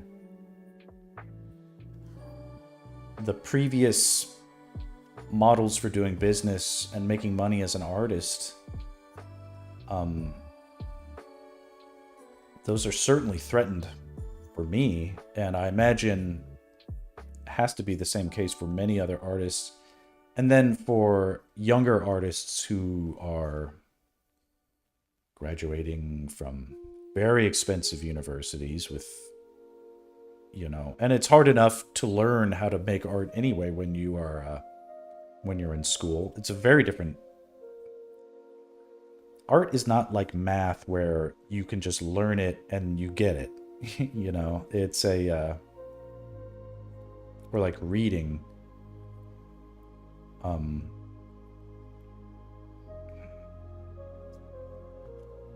There are people who spend years and years studying art and going to art school and at like expensive places under amazing teachers, and it can be a very slow progress for them. So the risk in going to art school in terms of like return on investment, extremely high.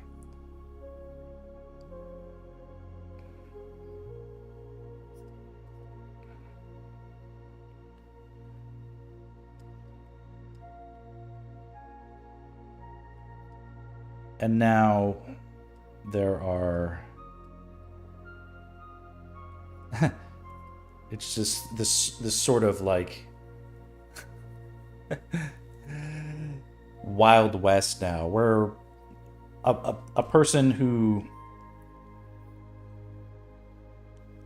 might have decided to become an artist and enroll in art school at the beginning of the advent of like the whatever generative AI, and now they are entering a workforce in a world where these tools are actively eroding any chance of them even getting a entry-level job. And it's the same in many industries, of course. But I think art especially, it was all... being an artist was already like an endangered species, and then someone found a way to God, what is the analogy? Well, let's say artistic careers were an endangered species, and then this is just it's like open season essentially. It's just...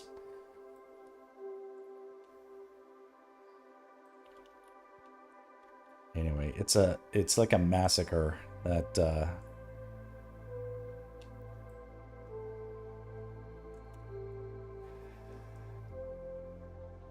they have so many fun elements hidden through them. Finish the job, sort of.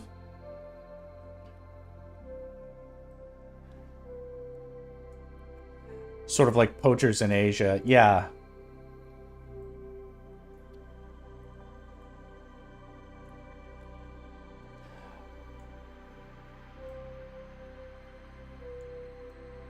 And it's like, what? Where's the empathy? The punching down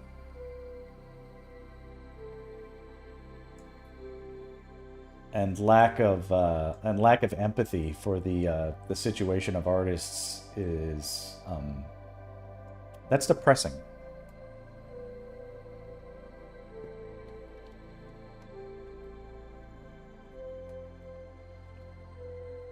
So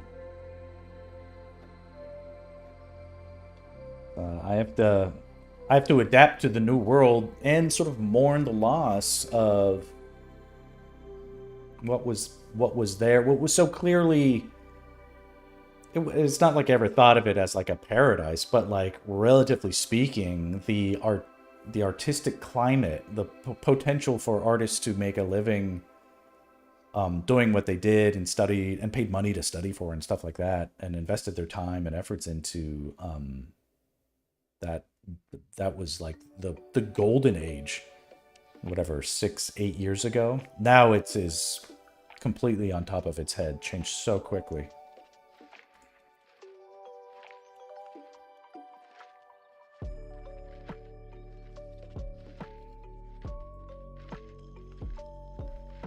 All right, so what I've done is just sort of doubled up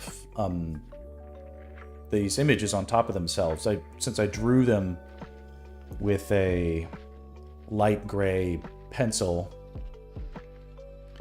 essentially, what that helps me do is not get so hung up on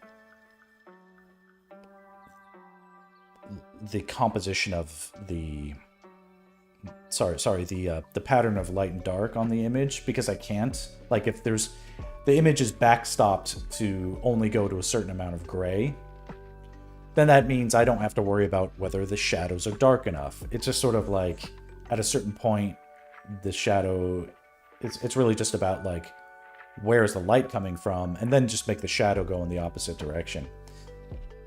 After all of that has sort of been established, I like to go back and say, all right, let's take the same image and put it on top of itself and see what we get. And what we usually then get is this image that I would have wanted to draw in the first place, but if I had the access to make things that dark, I would have obsessed too much about it and made errors.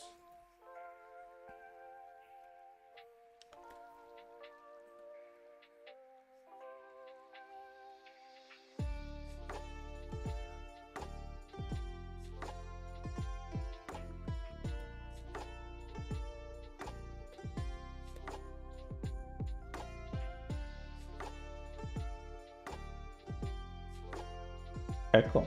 So this looks cool. Let me do a quick check-in on the old text message chains. It's kind of fun. My wife and kids are off to... They're on a train trip. It's like my son's finishing up preschool. He's in his last week, or next week is his last week. Today they decided to do a fun trip to Santa Barbara. So from LA, they get on the Surfliner Amtrak train, take it up to Santa Barbara. It's a fun adventure, and now they're coming back, and so I still have a little bit of time.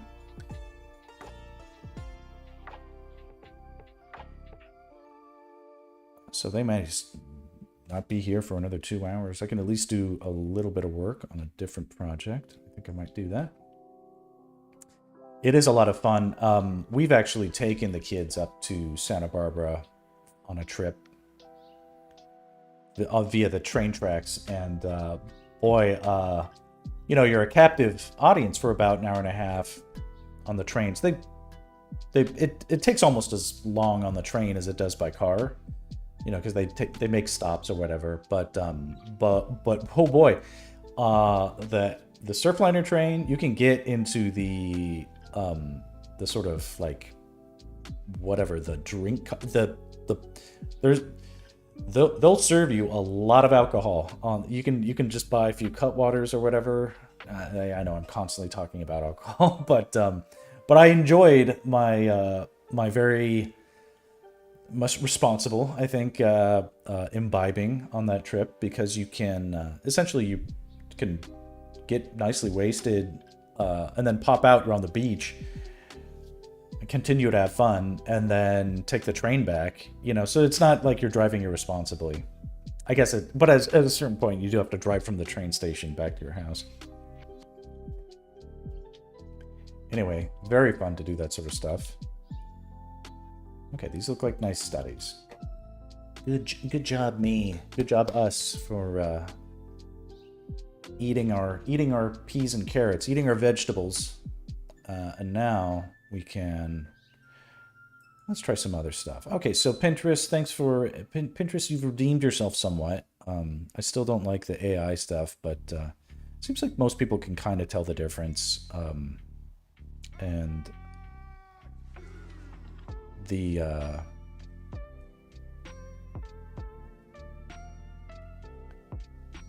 and there's enough real person options, or at least I can't tell the difference, for better or for worse, that this can be educational. All right, so we'll put that away. And now, what is the other thing that is good that I need to do that I haven't really... It's been difficult for me to have very good consistency with my streams lately. Some of this is due to life being weird, like just hiccups with social stuff.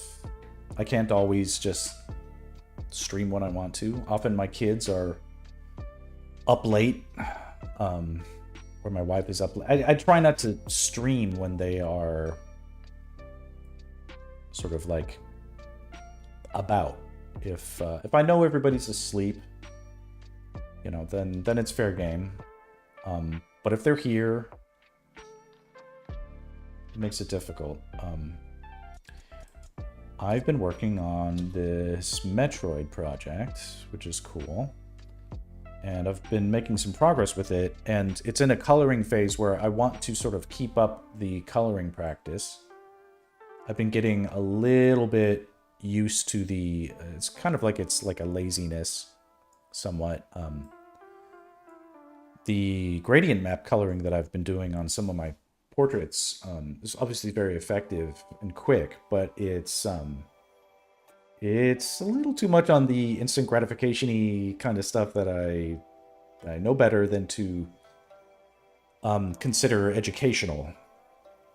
And I think first and foremost, this is like educational for me. And if I'm just using hacks all the way through, I'm not going to advance much in areas that I think are important. So getting back to some of my earlier coloring methods, the intention here is to do a little Metroid fan art, and you can see I've made some changes to some of the lines and the designs, but pretty much settled on this.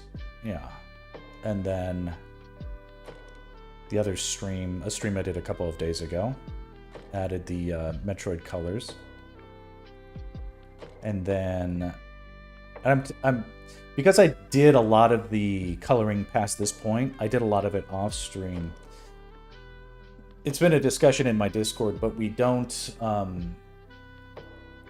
there isn't a good way of me to because I can't stream on a schedule. I just can't. Like, my life is too chaotic.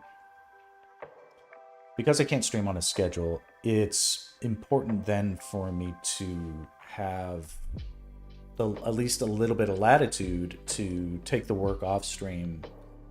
But then the question is like, well, how do I document it? Because I am trying to be transparent about this stuff.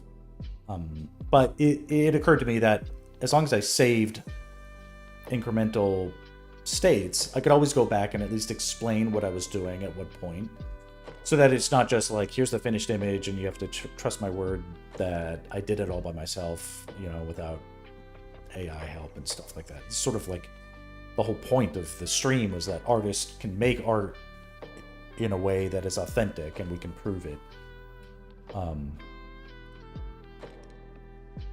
So then here's me, therefore, going through the steps and sort of talking about why I did what I did. And there's small things like here, if you look at this knee, I adjust the angle of it a little bit there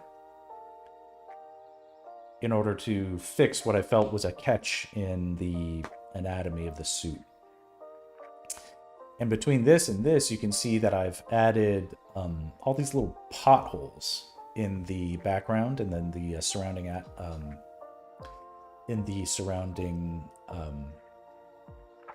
environment.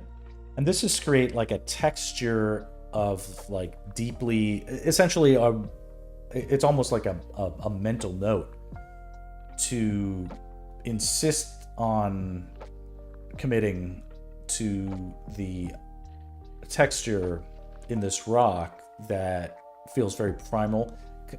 I wanted the setting is like essentially an evil alien planet, so it needs to look like something that is unwelcoming and inhospitable,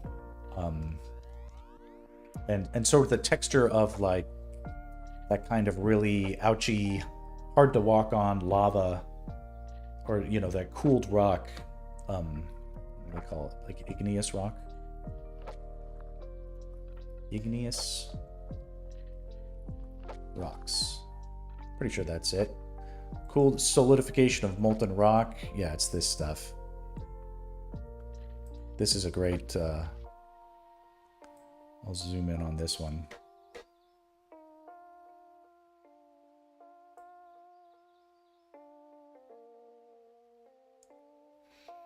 It's almost like pumice, but pumice is very, is it scoria? I guess pumice is kind of it, but it's like this. See this? Like this ouchiness, right? Is meant to be this, the background. And artistically, part of the decision making going into that was I want there to be a contrast of textures in this piece.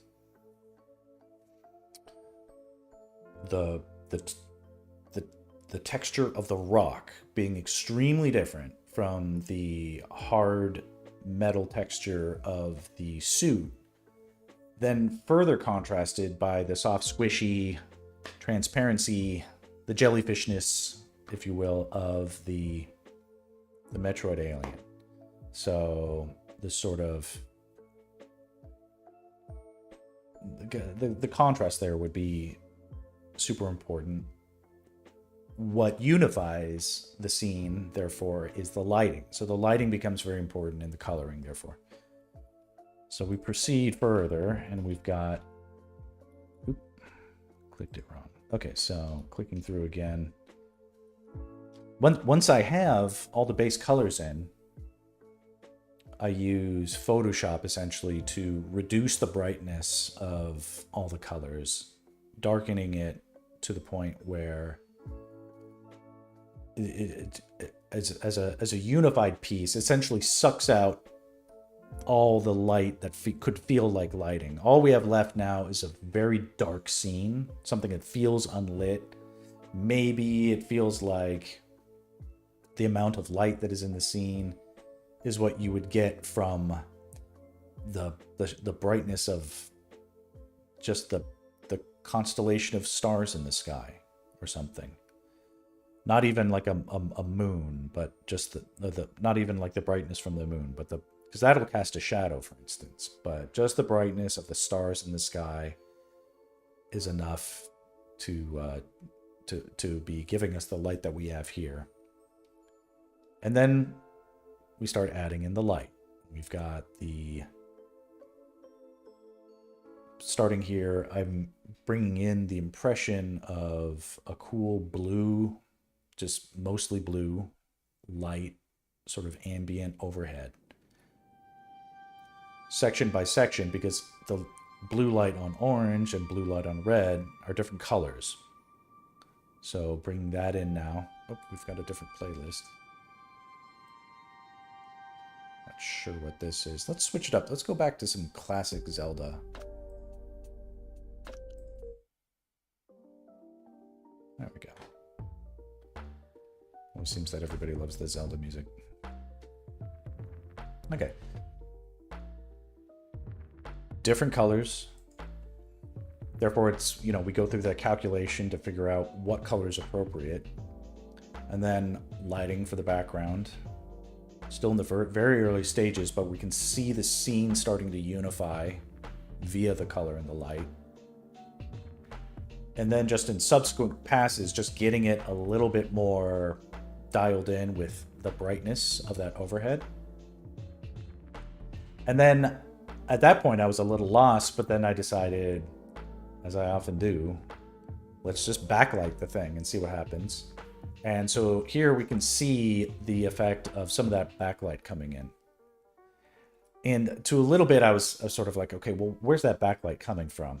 Light can come from anywhere, of course, but I mean, that sounds like a cop-out, but it's actually, that's the part that really gets you thinking about story, about how light can happen, how about story can influence light and vice versa. Knowing that we need to see what's going on, we need contrast, therefore we need light, therefore the light needs a source, so where is that light coming from? Now, here I've sort of like undercommitted. It's just sort of like a sense of light that is behind her and sort of rim lighting. But the question again is like, okay, you know, what is that source and where can we,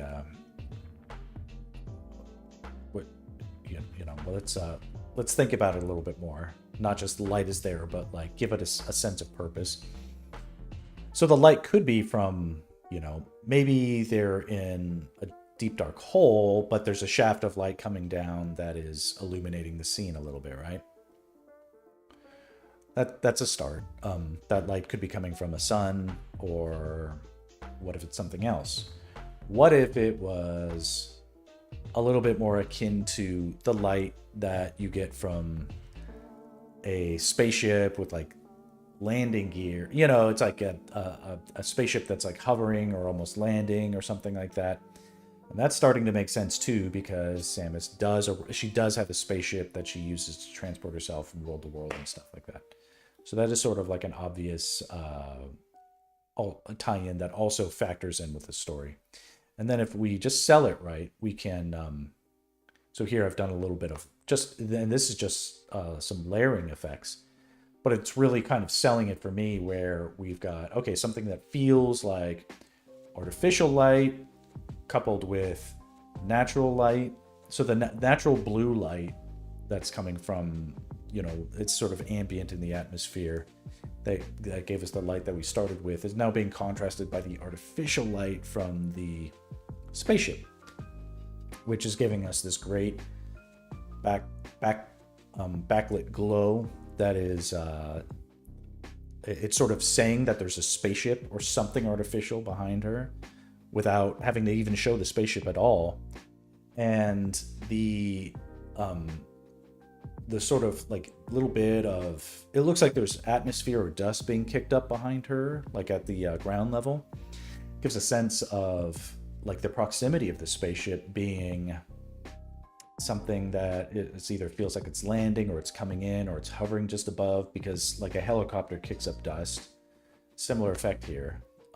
So now we've got a lot of great things that are sort of working together and giving us an interesting start to the story. It feels like, okay, I given some decisions we've made, I feel like there was a good roadmap of how to proceed and keep going with it. So that's where we are right now.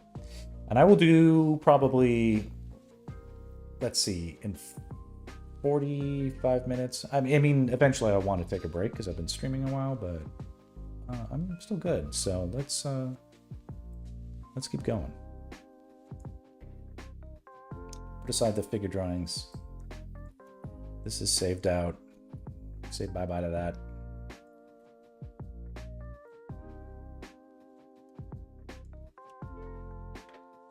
And this is good. Okay, let me move some of this over.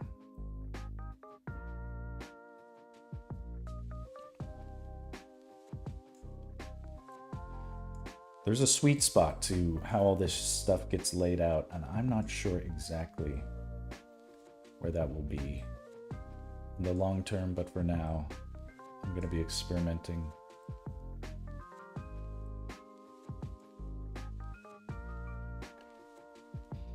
Okay.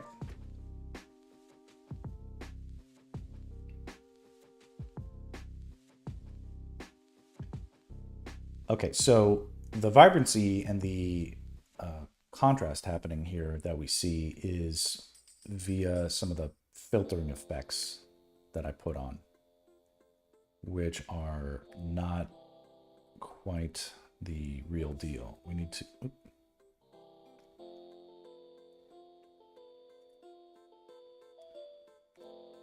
turn some of that off.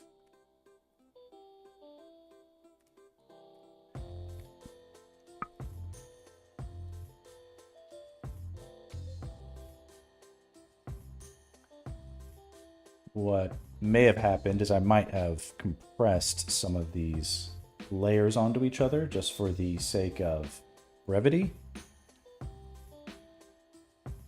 But then now that they're compressed, I want them not compressed. I want them back. And oh, good. Okay, so you can see that there's an effect here.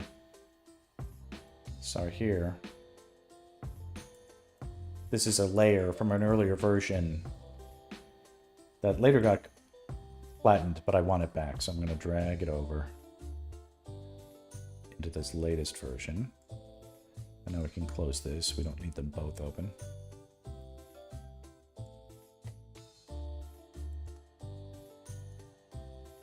Okay, that's good.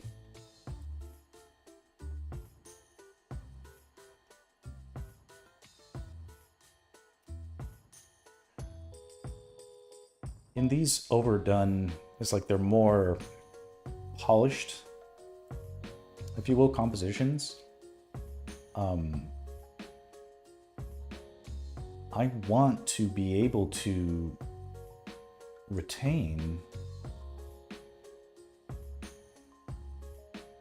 sketchy aspects of the work. I don't want to lose all that impulsiveness and looseness. So even though this is here and it represents something that wasn't intended to be final, I might try to bring some of that back into the final when we get there. For now, it'll just serve as like a note that we want to get somewhere like this eventually with the backlighting. But the backlighting is something that we aren't doing yet. We need to finish the slow cooking of the ambient blue light up front. We need to get this stuff looking brighter and just a little bit more intentional before we are ready to move on to other light sources. Because the way I like to do it is starting with the, it's a game of patience, but starting with the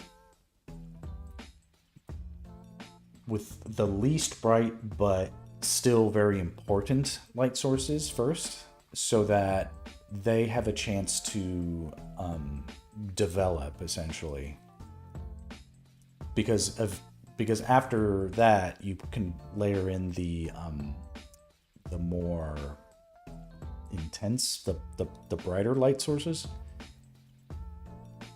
And see, if you start with the bright stuff, it just basically bullies, that's a term I've heard, bullies the shadows around, the light and the shadows. And that's a shame, because what you want, okay, you're like, shut up. Here I am, max-plaining the lighting strategies here.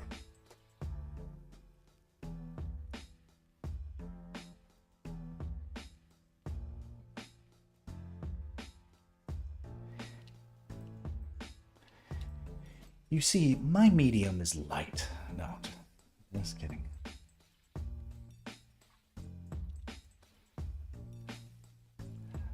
Thank you for rescuing me from the precipice of douchiness.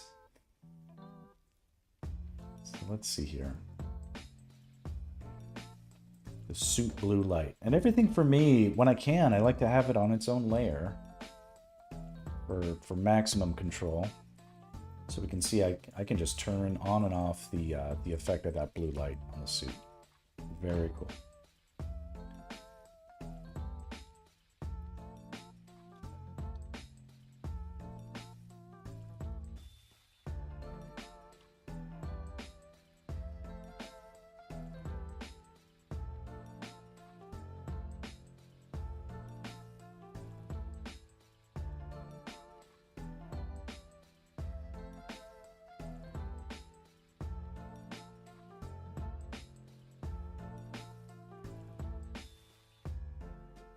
So going in now and selecting all the red areas, because we're going to do another bit of lighting of the blue light on these red areas.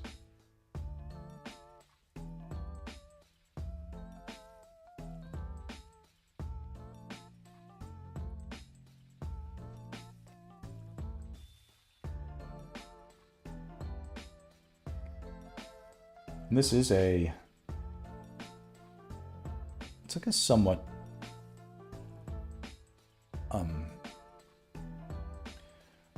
painstaking process that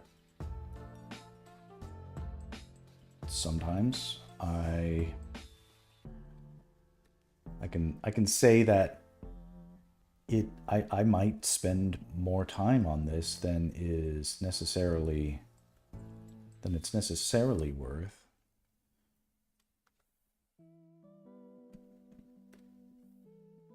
But there are so many instances for me. In the past, I've run into so many problems where the hacky coloring methods, like the quick ones, those have a ceiling of utility. They do not just work they don't always work great. There's always some circumstances in which I'm like, oh yeah, I can color anything, and then you find a situation where you're like, shit, I don't know how to solve that at all. This method, which I essentially practically developed on stream painstakingly over the course of the last several months, seems to always work to get me out of the hardest, most challenging, complex lighting setups that I've had to deal with as an artist. Just stuff that I'm lost. I'm sort of in times of true panic and desperation. It is a sort of a foundational technique for me to be like, well, I know that if I'm called to make an amazing color piece, I have this to fall back on. And it's not instant gratification. It's quite the opposite, but it will work if I follow the steps. And I think making a point of demoing it is, I think, a good goal. So.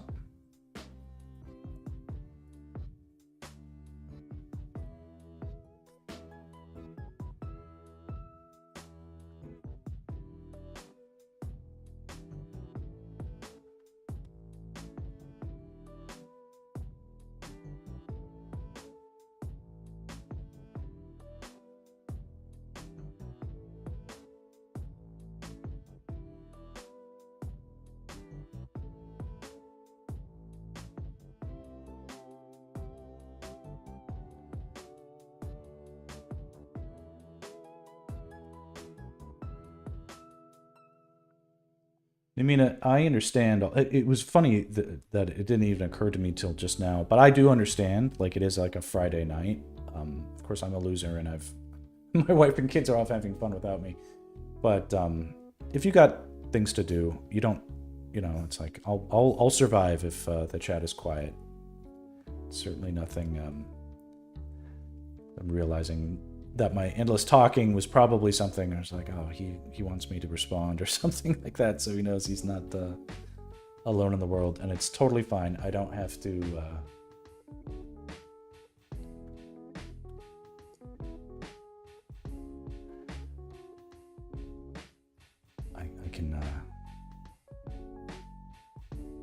I can use it to cooking dinner.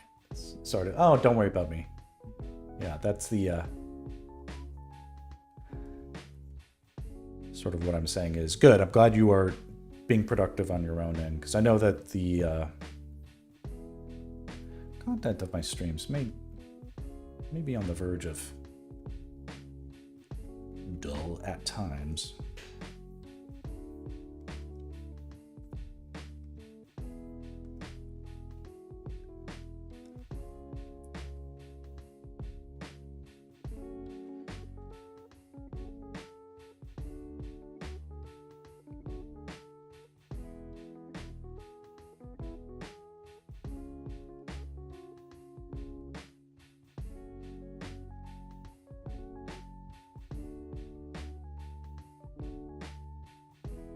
This is sort of an interesting geometry here in her mask. I've totally just sort of I've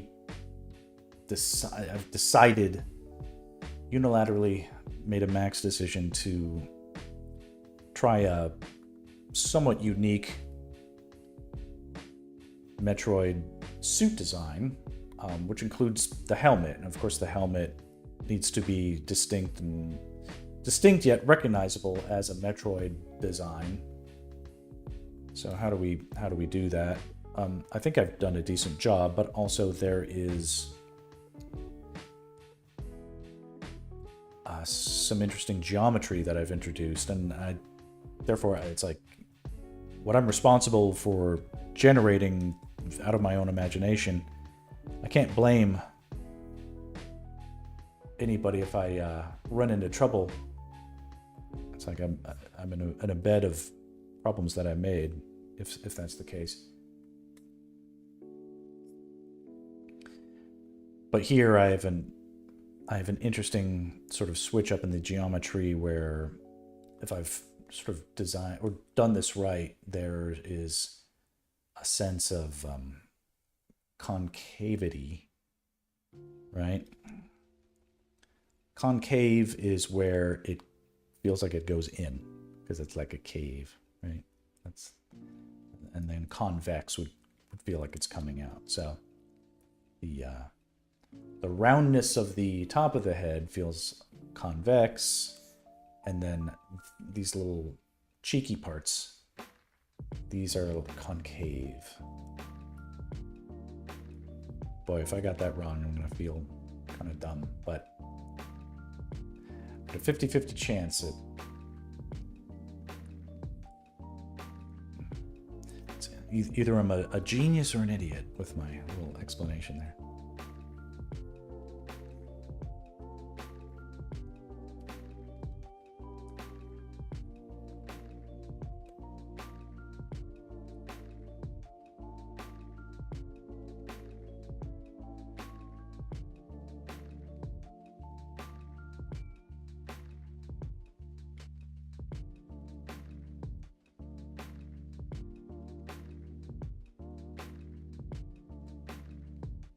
Here too.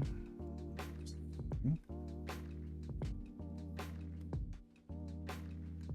then all this down here, I'm kind of treating as if it's sort of in the shade. So not really adding much light to that. It's where I don't add light is shade using this method.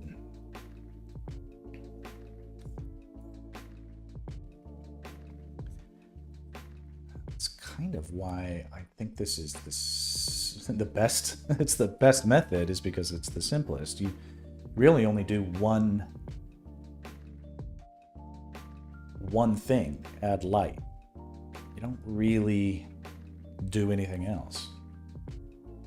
If you're adding shade, Danny, thanks for popping back in.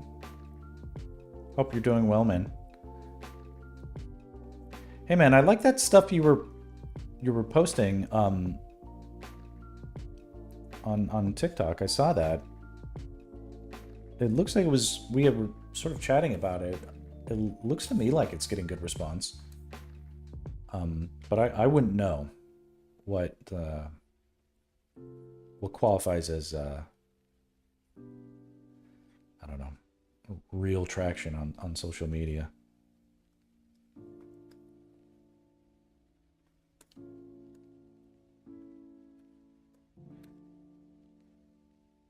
When I see your stuff on TikTok or anywhere, I always try to like it. You're getting views. I mean, I don't think that would happen if people weren't curious, or you know, that mean if nothing. I don't know if people are commenting. I hope they are, but if they even just people just looking at it, I think the algorithm takes as an endorsement.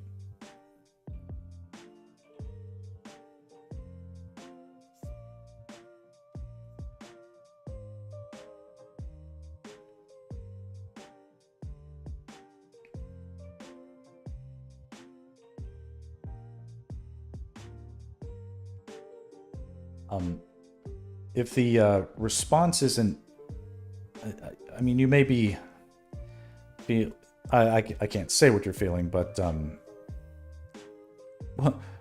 when I started when I had a few images finally put together and I started posting them on like Instagram and stuff, of the like Zelda stuff, I was this is like months and months and months ago. I was like, oh, my art is so good. I'm gonna post my Zelda art and it's gonna go viral, you know, and everybody is going to say, yo, Zelda movie director, you gotta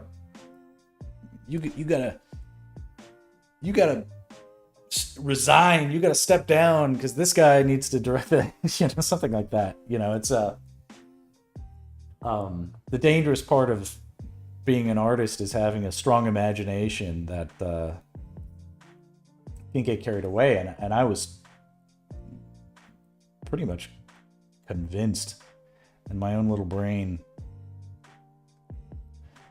that that everything was just gonna explode, and you know, it's like I was like, I should I was like writing the yeah. Oh, you've been sad about people stealing. I mean, you gotta. So weirdly, from my perspective, you. I'm like, oh, these fuckers are stealing his art, but they're not stealing mine. Like that's how I'm viewing it. But I understand. Like, it is a. I'm jealous that they're stealing your art and not mine. But I'm also sort of extremely sympathetic because that is like something. It's like bad, right? That's you know, when you take so much time and like personally pour yourself into stuff and then people just sort of abscond with it, like, oh, mine now, you know, it's like, no, I don't consent to that. It's very immoral for them to do that. You could argue somewhat that like me doing this with like Zelda and Metroid characters, for instance, is the same thing. If they're stealing, that's one thing. If they're making, just try to think of it as fan art for now.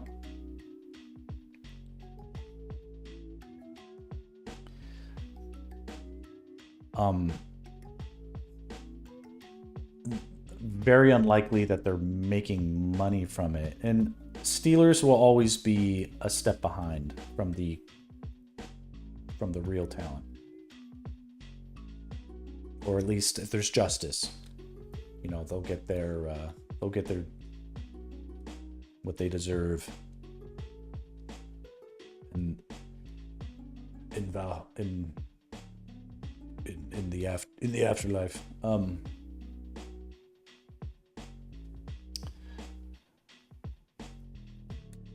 there was a sequence of storyboards I did for the trailer for The Last of Us 2. And these were excellent boards. Very difficult assignment, but I did a great job on it. And a while back, I shared them on Facebook.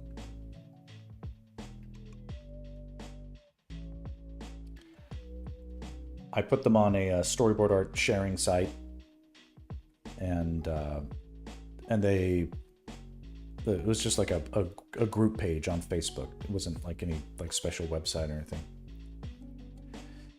And they received much praise, which was, and it was well deserved. You know, they definitely, you know, the art, the rendering, the storytelling, the work was on point.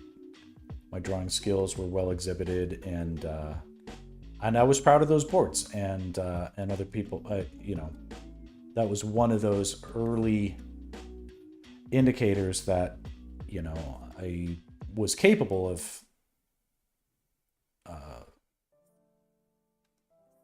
impressing even seasoned storyboard artists, very well-established colleagues, for instance.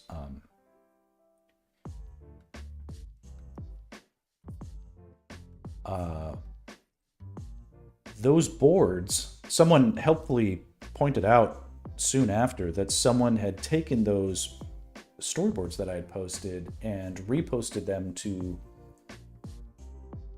their own personal storyboarding business site. This is somewhere in India, essentially, or Malaysia, or some place like that, where, you know, you can,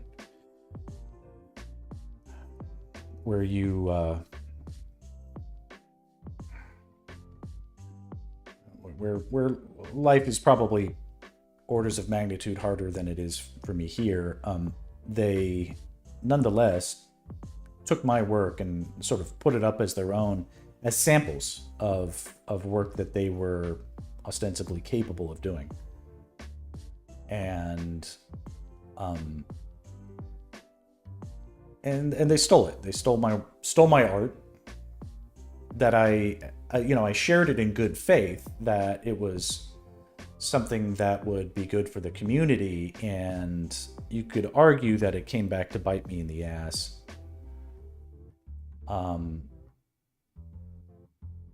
But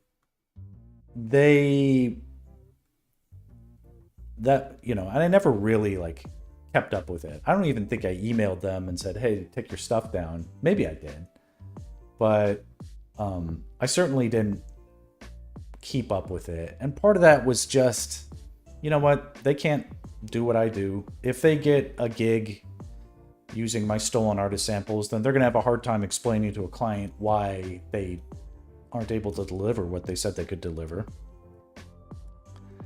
The real damage is like the reputational damage done to the industry when people who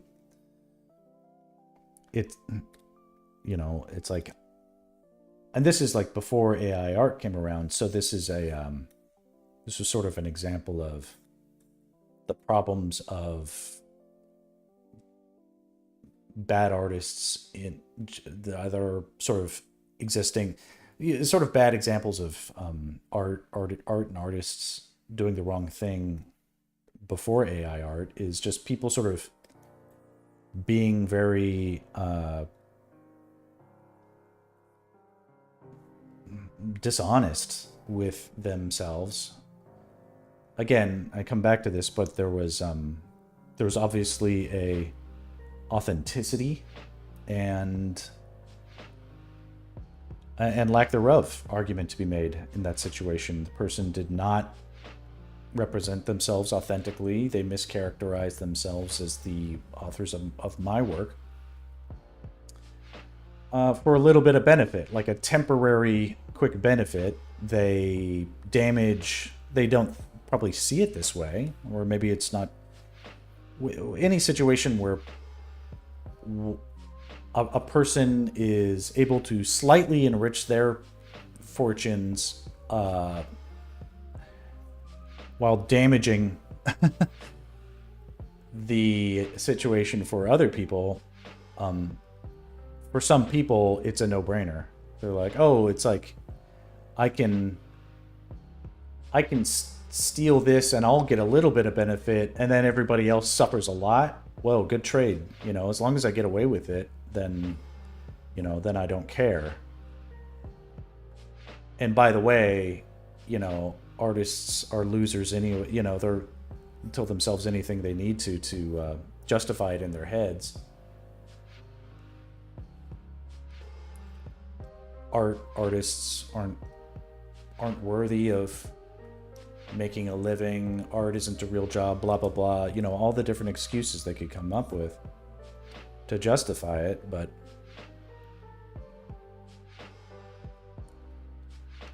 just a small example of the trolls we have to war with in this profession. But if I could give you a word of encouragement, they steal that because you have the idea is worth stealing. It's worth it. And they're jealous of your talent, right?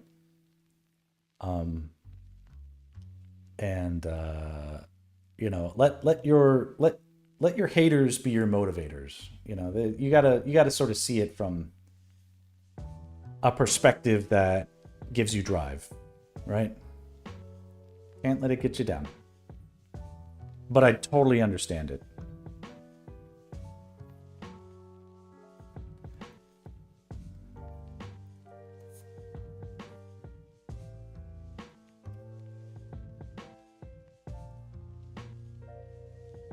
It should, if you can, use it as drive, because you might think that like you can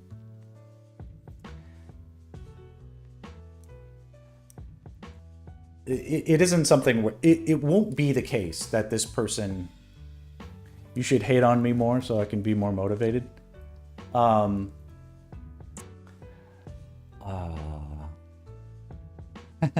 mean, what if I said this, Danny? Your ideas aren't even worth stealing. Okay, they're not worth stealing. No one's gonna steal your ideas. Think of how that sounds, right? What an asshole. But it isn't true. It's like your stuff was stolen because it's worth stealing, right?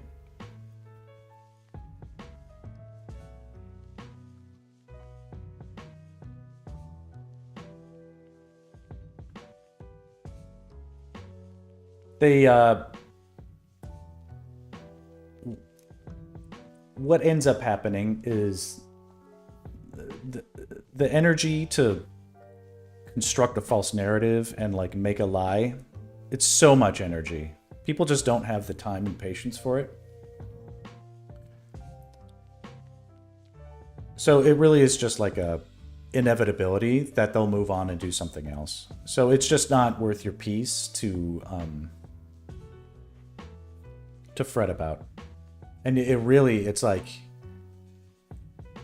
even if it was, the solution is the same thing that you're doing. Just keep making art. That's the only thing to do, is just keep making it.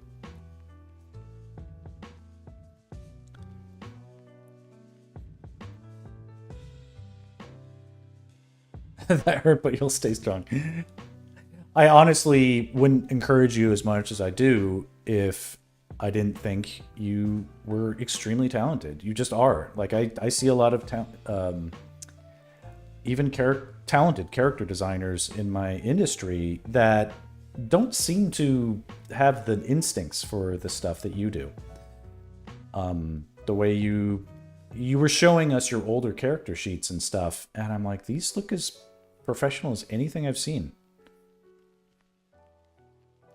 I'm not going to say they're like more professional than like what they have at like Disney or anything like that, but it is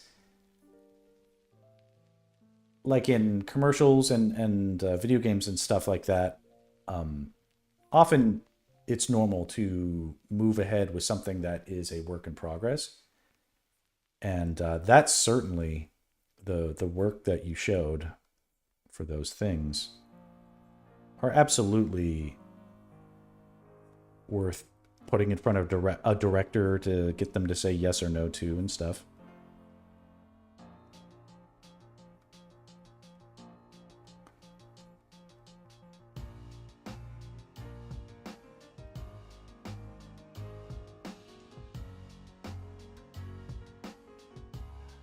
Yeah, so keep up.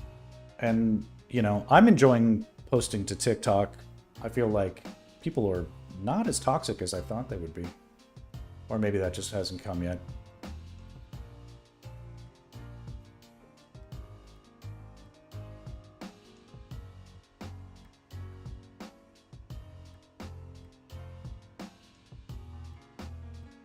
But we'll see.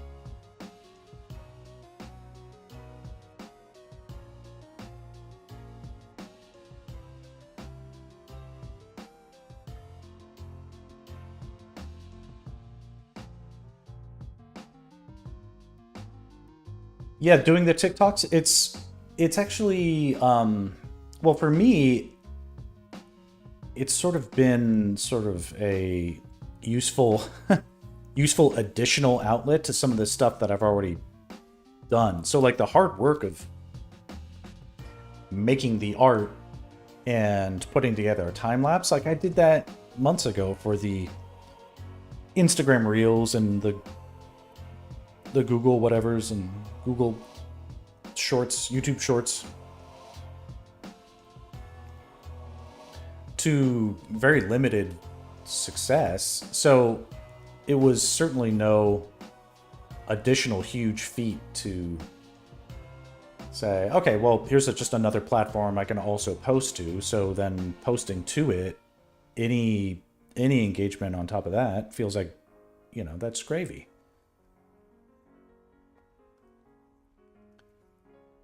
It's all benefit for very little additional risk, I guess you would say. And then actually the engagement is pretty good. You know, and it's closer to what I'd say is a target audience. What I didn't quite, and you know, I had hints of this stuff being the case, but I was hoping to not have to go to TikTok to get it, but where I am seeing an audience of people who enjoy sharing and learning about the art making process, I was like, oh, well, that'll be on Instagram, because it was like a personal bias or something. It was like, I'm on Instagram and I'm an artist, so therefore artists are on Instagram. It's pretty clear now that most people who are on TikTok, and that's most young people, don't do much Instagram and or certainly no Facebook. So whatever reach I'm trying to get on Instagram and whatever legacy platforms is just going to be, you know, people my age that are barely paying attention to this stuff. Like, it's not going to be. I'll probably find more traction overall on TikTok than I will on any other platform. It's come around quite quickly in my brain that this is probably where I have the most potential to grow the most quickly, given the backlog of art that I have right now. Like if I look at this, let's see here.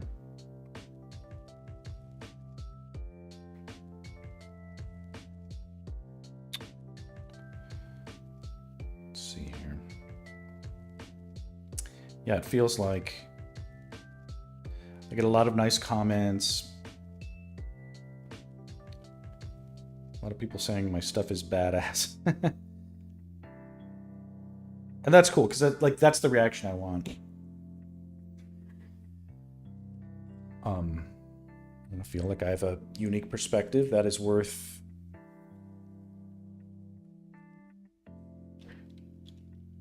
following, worth liking and encouraging.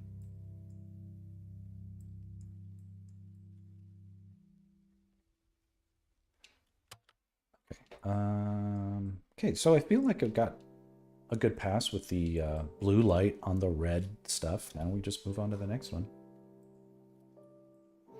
And for the sake of keeping track and keeping things on track and keeping consistent, I do like to sort of tackle these color and light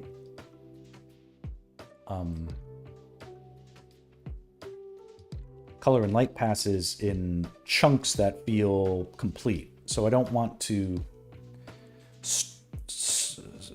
color this arm with extra blue light, but then not the other arm either, and then not the legs. I need to make sure that it's a consistent pass. If I can, keep a consistent pass throughout the entire thing, because I don't know when the next time I'm going to come back to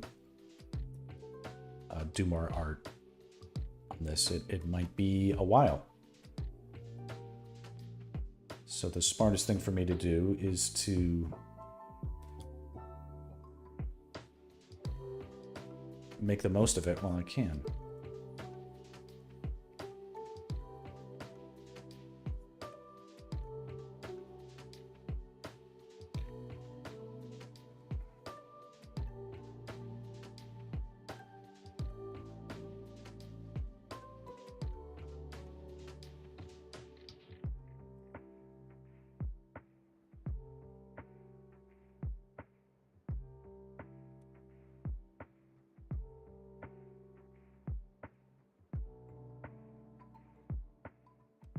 Something that feels like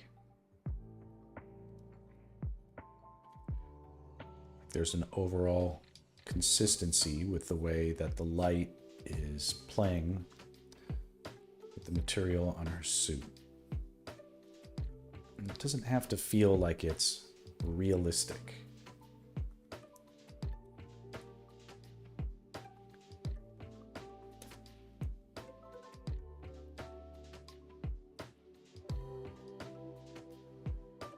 Realism is like a subjective thing. What I think I will be happy, probably more happy with, is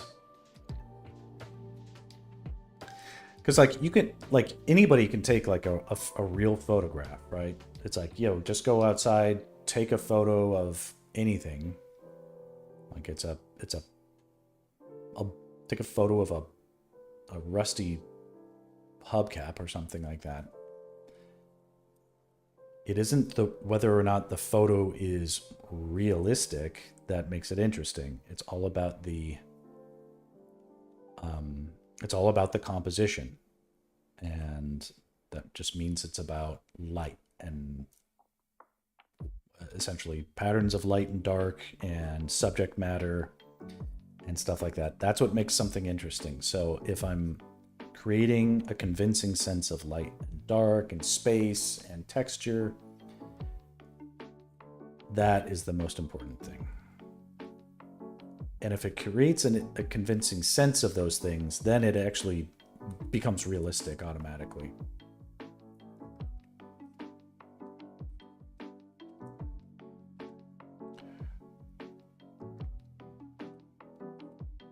That's all the realism you need.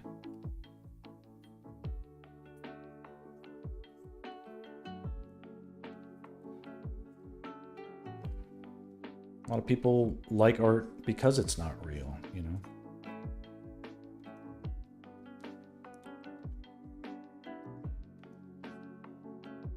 So that's my cop-out for why I, don't study metal rendering, for instance, when I could.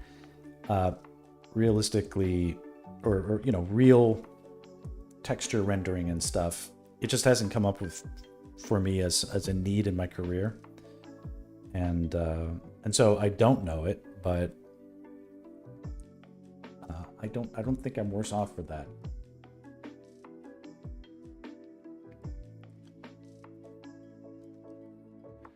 Compared to people who, you know, they do know how to render realistically, but they struggle then putting together a scene that's worth looking at.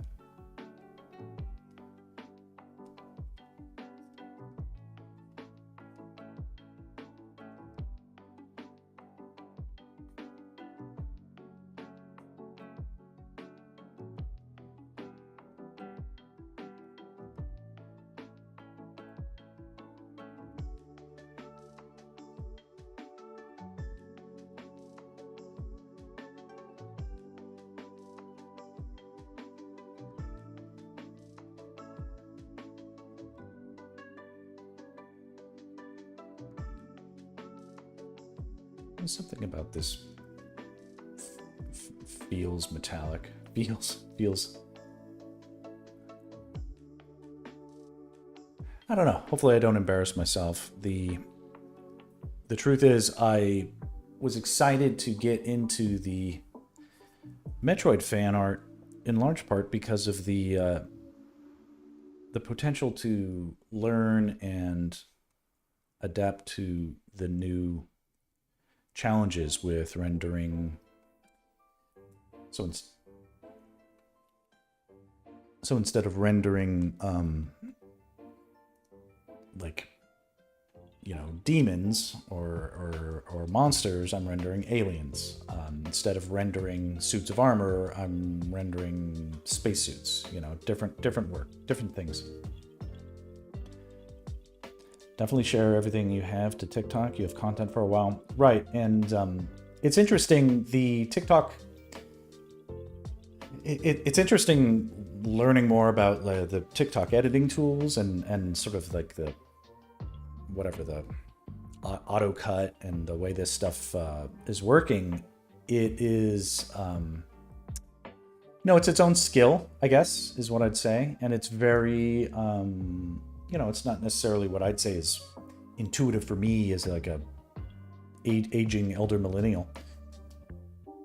But it's not that hard, actually, to figure out. The stuff does work. It's just a different... It's like a different language. You gotta figure it out, but...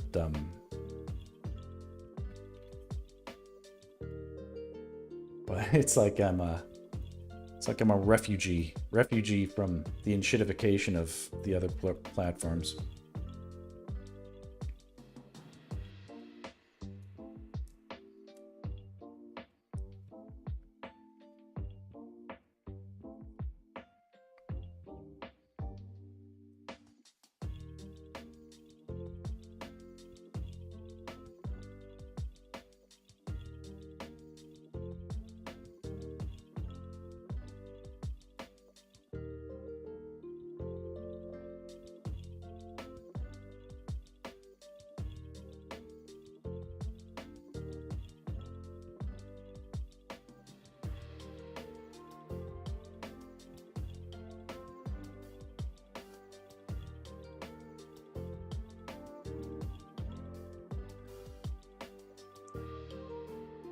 There are these small details.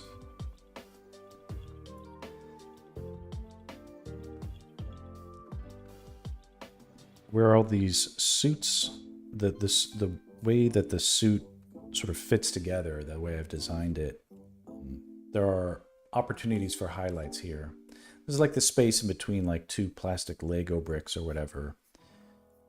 Whereas you might think that like in between two plastic Lego bricks that are fit together, it's just a line that is essentially a shadow. But if you get up really close, you'll actually see a highlight in there too, sandwiched in there. And I don't want to forget to include those things.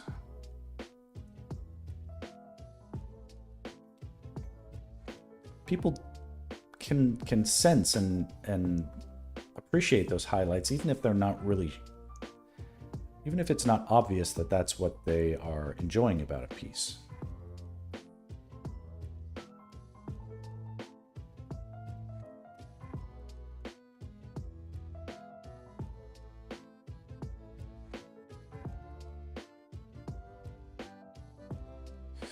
Did I pick up the kids today? Thank you for reminding me.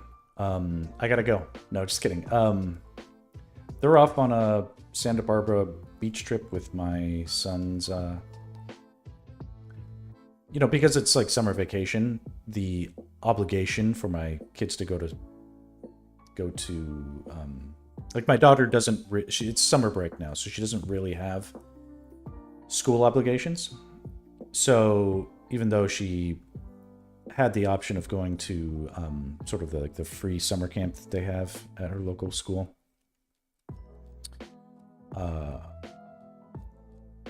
it was just better since my wife was taking the since my wife was taking the day off of work anyway to go with my son to their little field trip, because they basically took a train.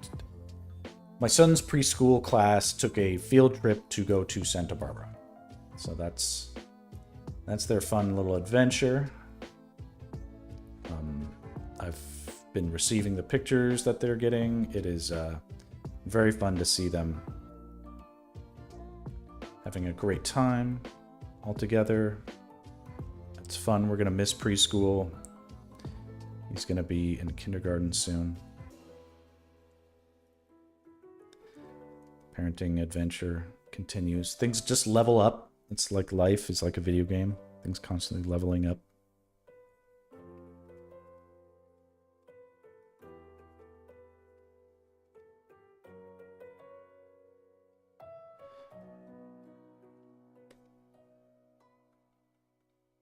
Let me zoom in on some of this stuff so you guys can see.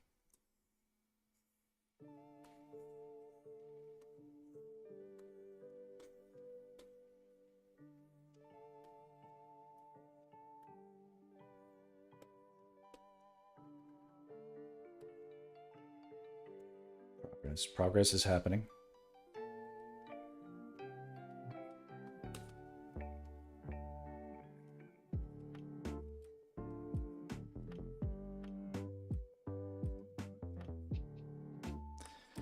Fun fact about this classic Zelda and Chill playlist is it basically exists in my head rent-free even when I'm not streaming or playing it.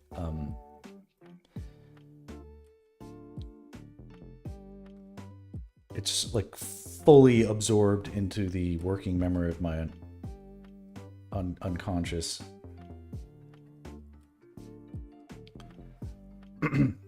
So even though I've experimented with variety, it's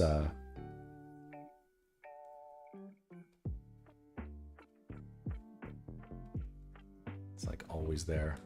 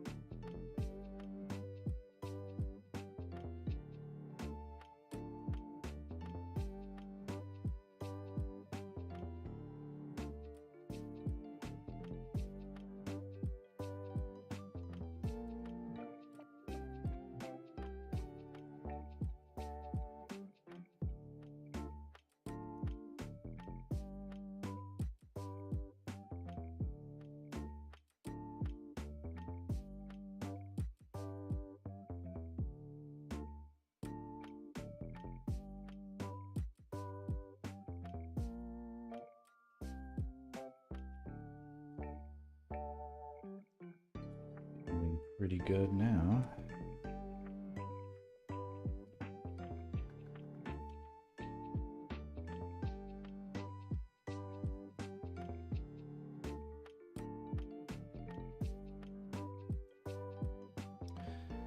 Okay, now we do what we do.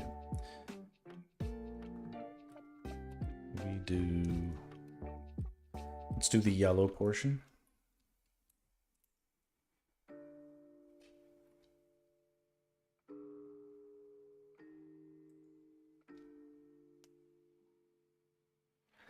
Six more and I'll have 200 followers on Insta. Post your... This will be embarrassing for me, most likely. But on the off chance that more than 2 people are following, you can put the put your Insta in the Twitch chat or whatever, and it'll pop up. See, might as well see what happens if you do that. I'm curious if the links are, valid. You know what I mean? And then on the off chance anybody actually clicks it, that would be wonderful. And post mine while you're at it, and maybe we'll both get some new follows.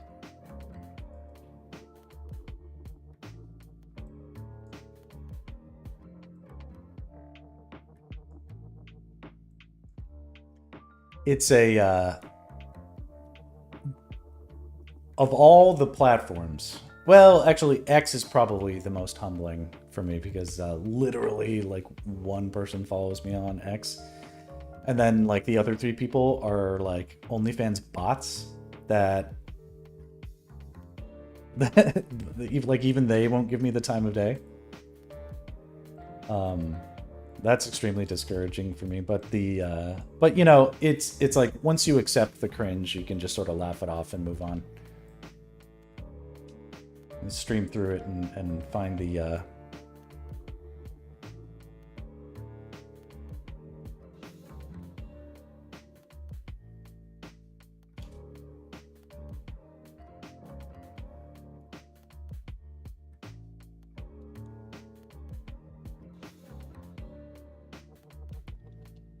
Sorry, I was just looking at a text message.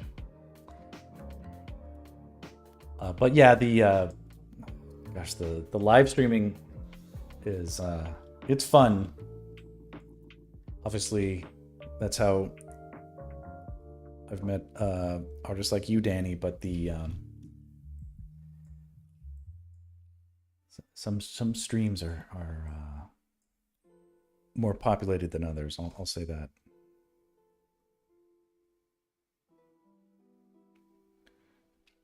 Okay, let's see here.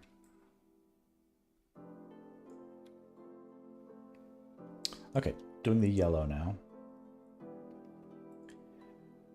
And I've got the links don't work. Maybe that's a setting I could mess around with, but I'm sorry to hear that.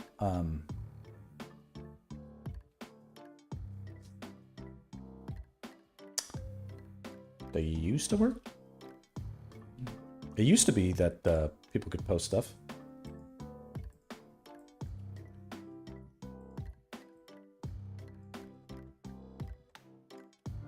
It may be the case that they don't now, but I didn't mean to...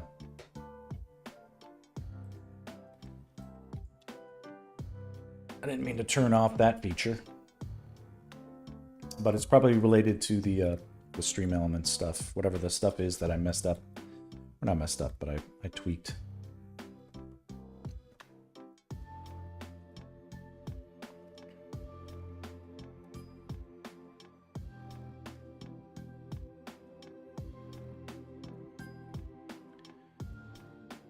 Okay, so we've already got a little bit of blue light on this little section. How do we add more blue light? Well, we click on the part that's lit by the blue light. And only me watching on YouTube anyway. Well, that was that's a 1,000 times more than what I had the other day or whatever, right? So.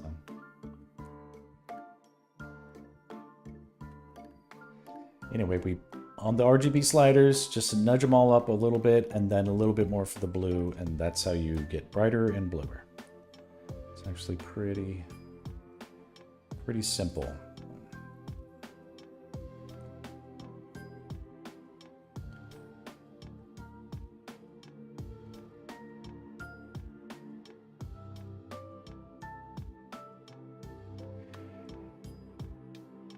Yeah, it's interesting. I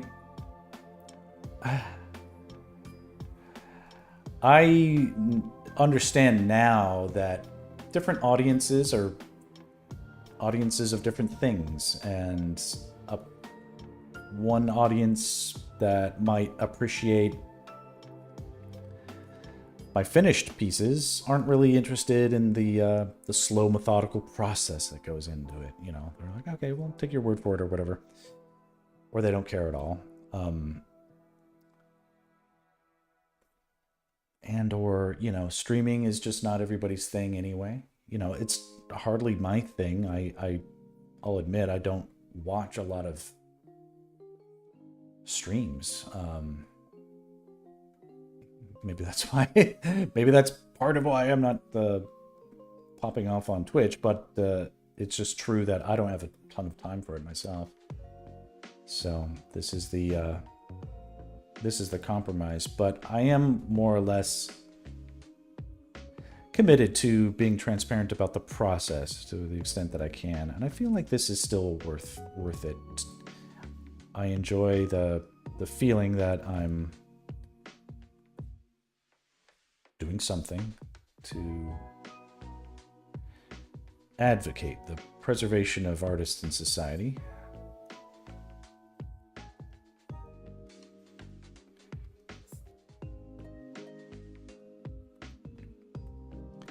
And if I record these techniques, then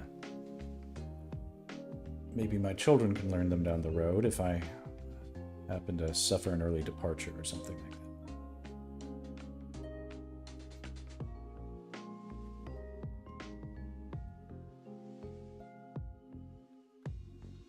Heaven forbid, but it could happen.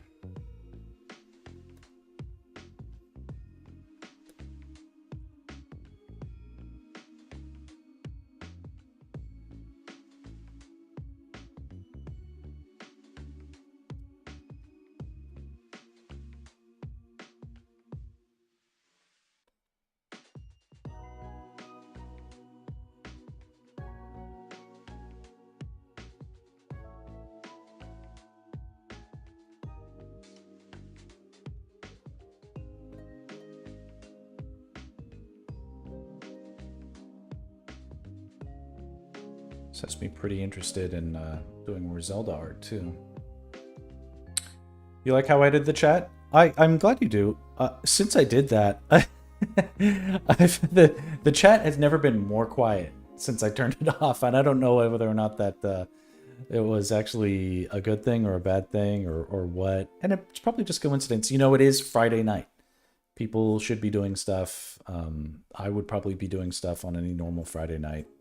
It's rare for me to have time to stream on Friday. Even actually, my TikTok is less busy than it usually is, but I'll still probably post another thing later tonight.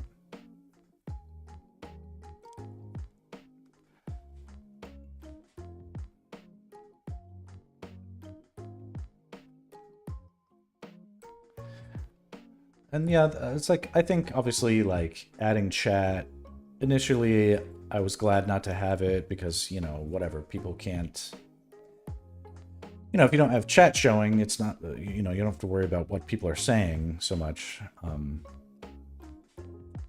I guess. But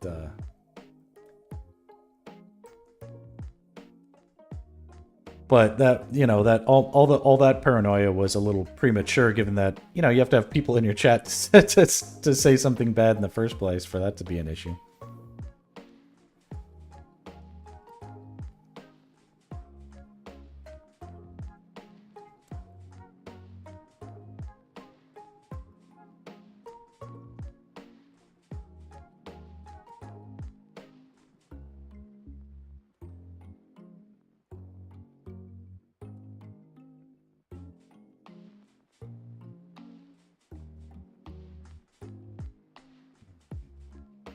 Yeah, that looks pretty good.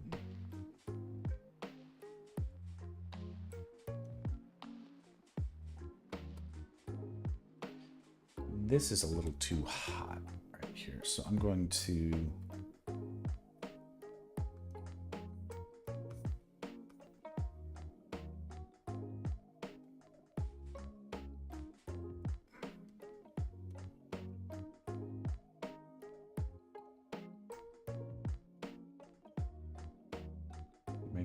basically give it a little bit more dimensionality by cutting out some of this.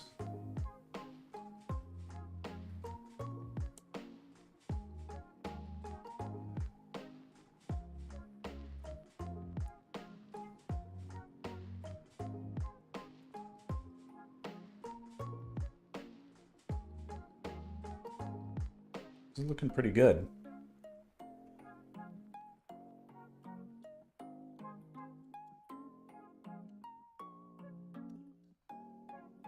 No one compliments me like me.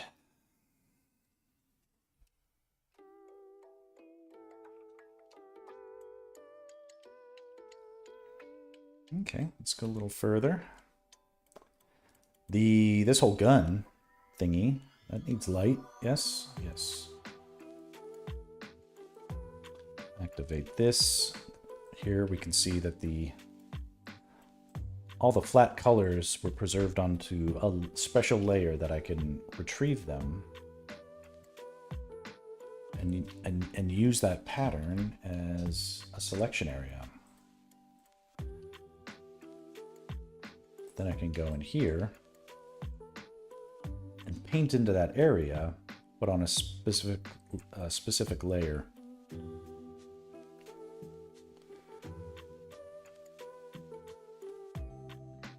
Which will preserve all the transparencies. Add a little bit of each, plus extra blue. Oh, that's an eraser. Killed it on the colors. Thank you.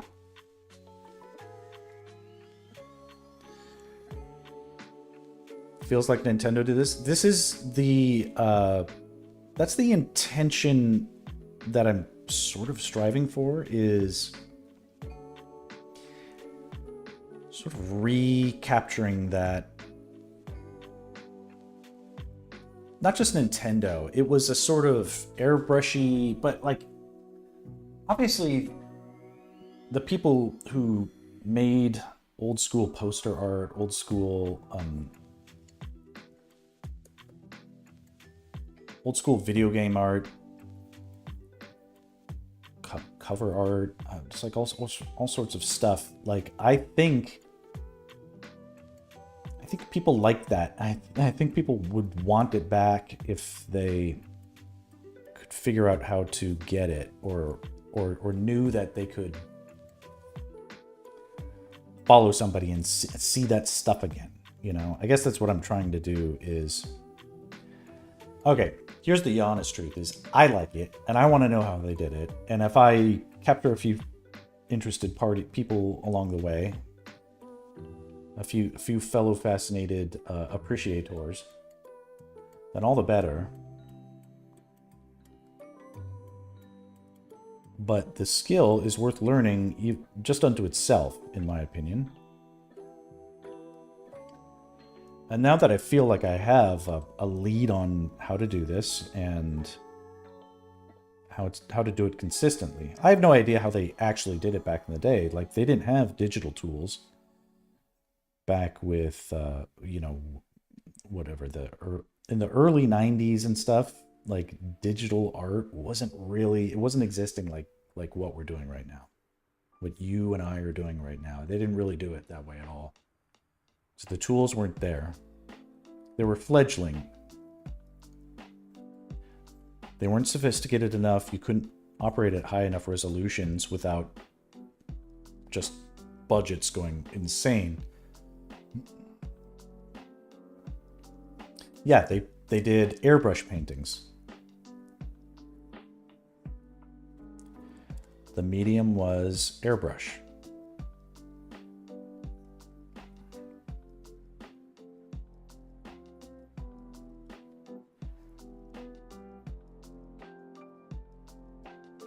And possibly other material, like, oh, I don't know, like colored pencil and gouache and I don't know. Stuff I don't know how to do, but and it would be, well, I don't want to make more assumptions actually, but the one assumption that I have made, which may be true or maybe not, is that I don't need to learn those tools in order to adapt those techniques, maybe? I don't even know what techniques they actually did use, but it feels like I'm close. It's just like a digital version of whatever they were sort of figuring out for themselves.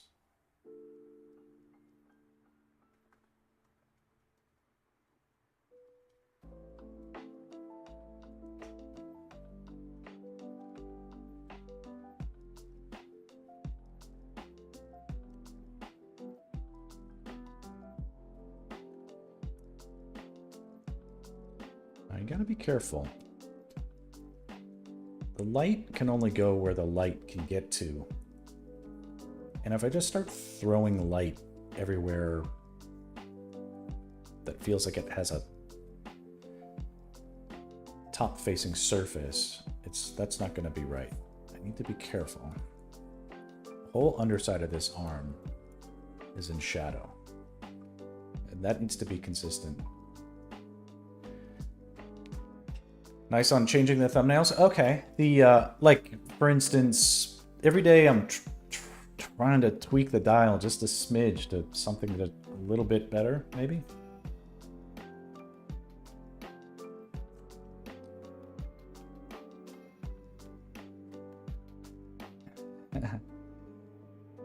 They say, he who teaches himself has a fool for a teacher, but I think that's being generous in my case.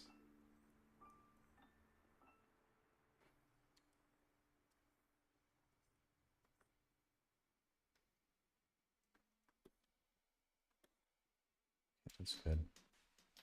Save. And then the last little bit that we're going to do right now is just like these little in-between area. There's like gray in the joints. And that needs some love.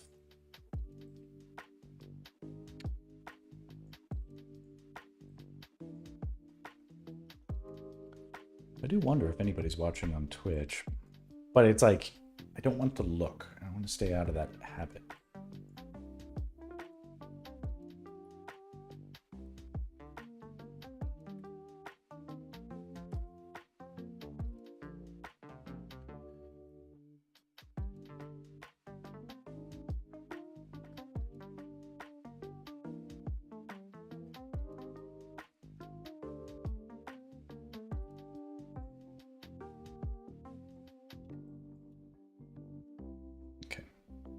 These guys.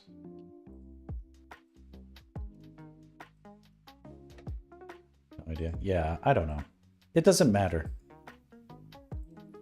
You know what does matter is demonstrating the process, just keeping that consistent.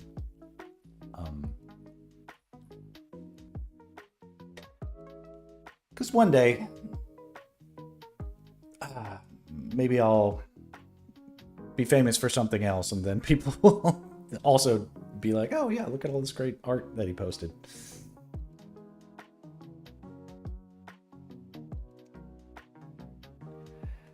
And I'll be like, oh boy, I'm striking it big.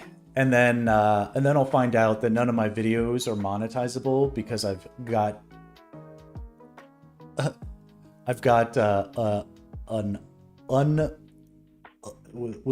without exception other people's music playing throughout the entire thing, and yeah, so they'll make money, but not me. Well, that'll be good. That'll be good for them. We're obviously indebted to the wonderful music creators. Yeah, my kid, like, assuming that I die of like a heart attack, you know, within like the next couple of years, is probably what will happen. And then my kids may miss me eventually, and then they will say, but you know what? Dad's old videos, we can check them out. Or I'll watch them when I'm old and like I'm senile. I'll be like arguing with myself in the retirement home. And the retirement home will be run by AI robots. And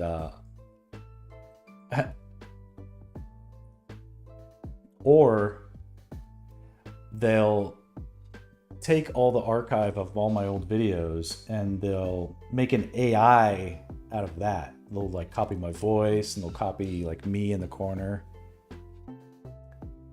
And it'll just be like an AI version of me, and I'll be drawing generative AI, right? It'll just be like Join Max, the AI version. But the ultimate irony is that I'll spend the whole time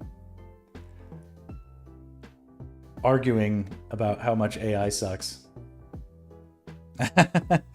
You'll join when you're old. It'll be fun, yeah.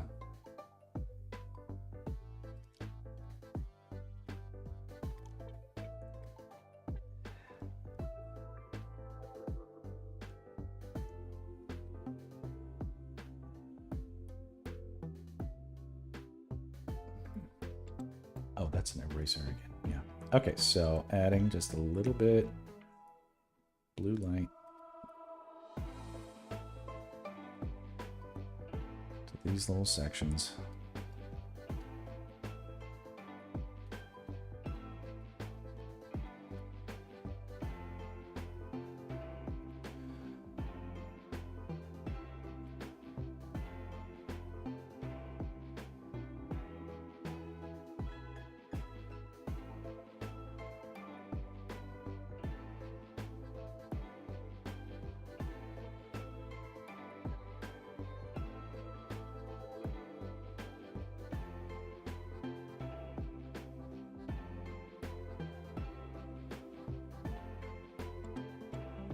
You can see an eye. Yeah, that's what this is. It's going to be more subtle in the final image. Or more apparent, maybe, is what I should say. It's by now like a classic Max trope to have the like one eye directly in the middle of a composition. I've been doing that on like pretty much all the art that I've been doing.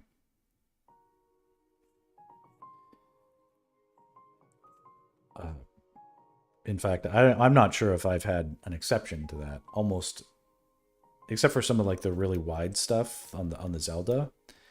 But once I started, I pretty much kept that consistent, having the having an eye, or the middle of the composition is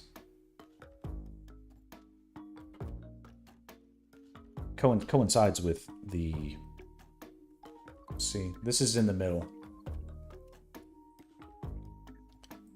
So dead smack in the middle, we're gonna have one of her eyes visible. And it'll be subtle. It won't be like this crazy. Yeah, it'll be something like this.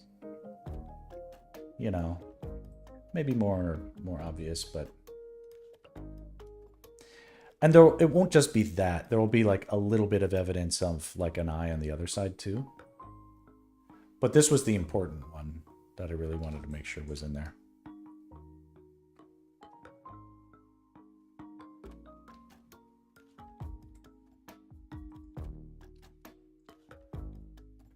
Okay, you know what? We have done a good job today. This is looking pretty cool. So let's do a fun little experiment. We're gonna bring back this little bit of light. We're gonna bring back this sort of atmospheric lighting. Look how cool this looks so far. So this already looks really cool. This is just giving us a sneak preview of what's to come. That's not it.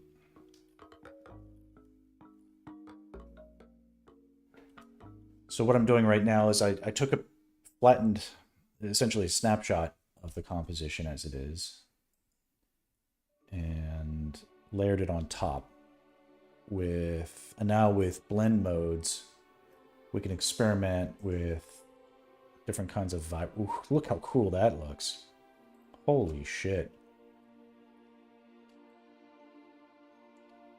right?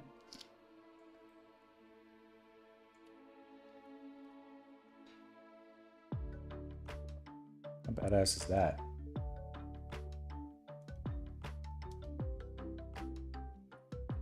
Look at him.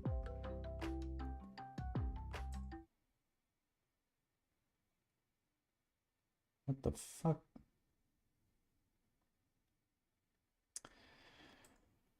Okay. I'll have to edit that part out, whatever what that was. My lovely.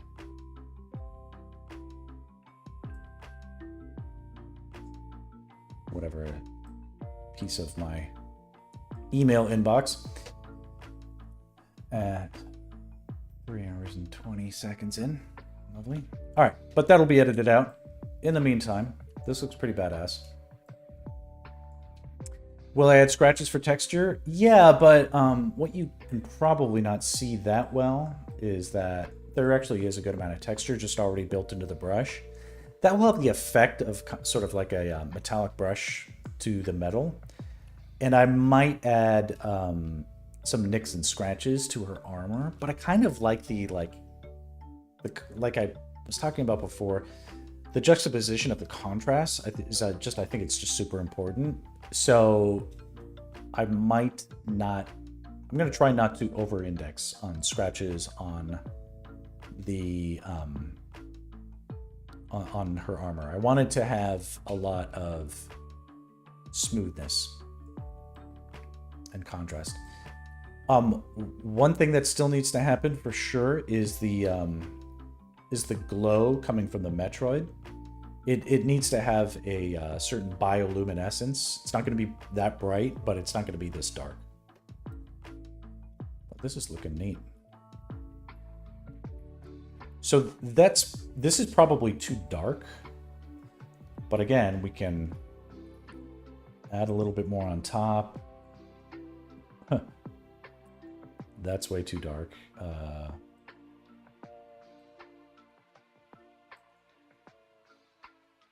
Look at that. That's fucking nuts. Like, this looks done, right?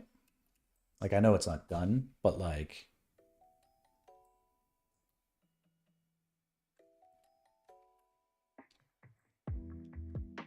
You can basically... Like, I could take this to a director and be like, what do you think? Should we keep going with it? And he'd be like, fuck yeah. You know, chase that down all the way. This looks like concept art. You know what I mean?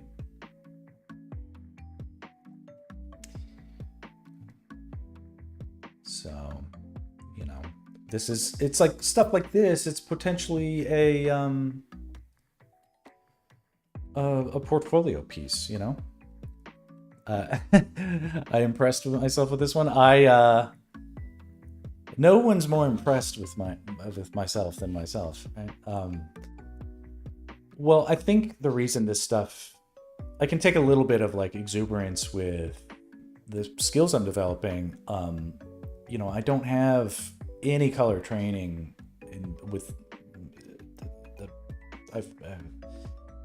it's like the self-taught in this regard, you know, and this is, I look at concept art and it's often not looking this good, you know? But, you know, that's me saying it now. Once I post it, I'll be like, fuck, look at all those mistakes. But I hope to, yeah, it's like I look at this and I'm excited. I'm excited to keep, excited to come back to this. It feels like I'm like past the midpoint now, you know? You can hear it now in the comments, yeah. AI lol. Well, you know, see, if anything is gonna make this sort of pop off, right? It's gonna be AI allegations that are refuted. And then people are gonna be like, whoa, how the fuck do you do that kind of thing? You know, because I'll have this step-by-step process or whatever.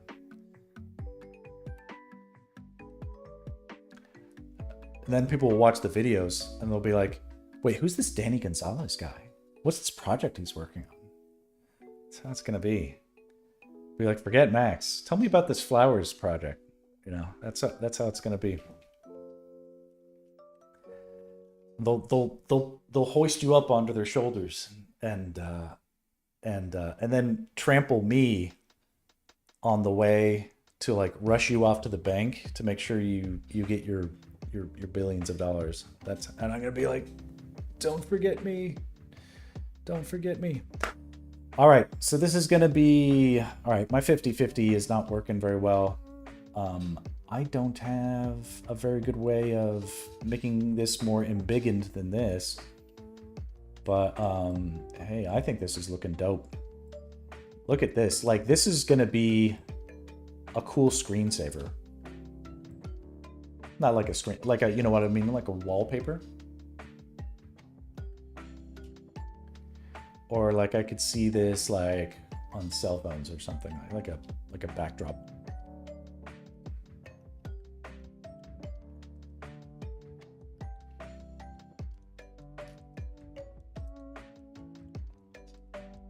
Sometimes people like those, hold on.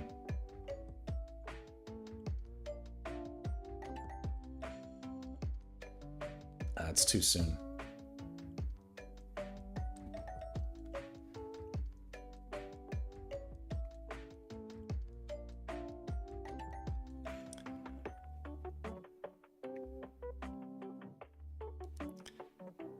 I don't know. It's bad, it's wrong. Let me try to see what I can do here.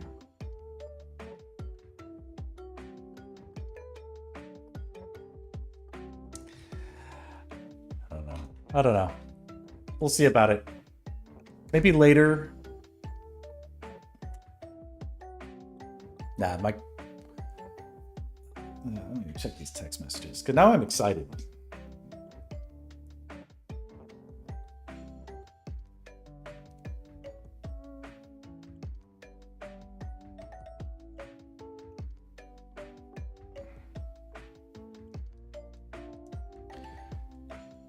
Train departs at 6:15. So they're still not going to be here. You know what? I'm going to... how long have you been streaming? 3 hours. But now I'm excited to post something, you know? Because the reality is, it's like the Instagram algorithm, like if you don't post, like it just is like, okay, you don't exist anymore. So... and I don't know if I've posted anything there recently, and it's like I have to, or else it's going to forget that I exist, right? Same thing with all the others. And I don't think I have to do too much. I just want to get a little bit of a light on this Metroid. So let's try that. Let me check something super quickly. Super quick is boopy doop. What is the how much juice do I have left? Oh wow, I still have 60% battery in these. What did I just do? What did I just do? Oh my god.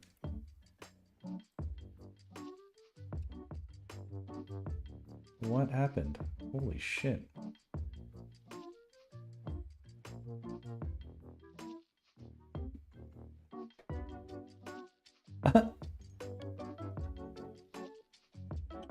What just happened?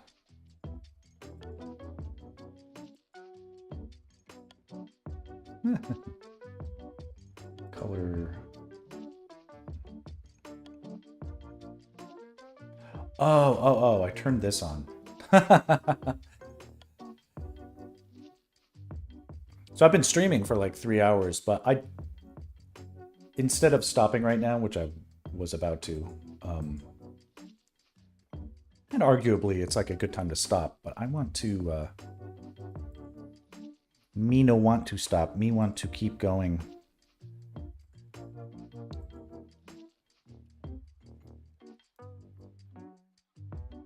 And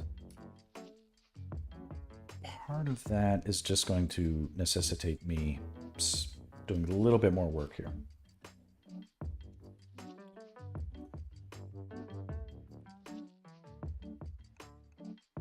Well, you know, I was doing the figure drawing in the beginning. I did a whole hour of that. And then I guess I did hour and a half or 2 hours of coloring on this.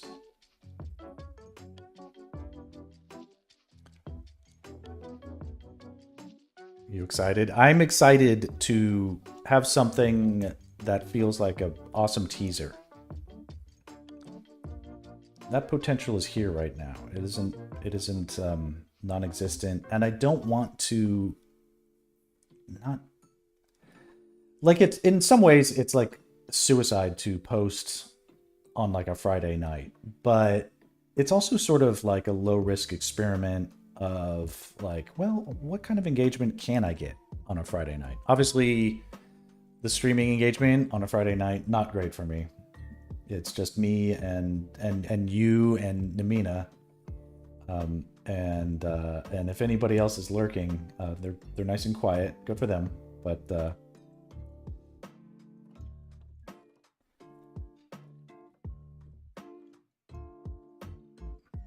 without the ability to get myself excited, I'm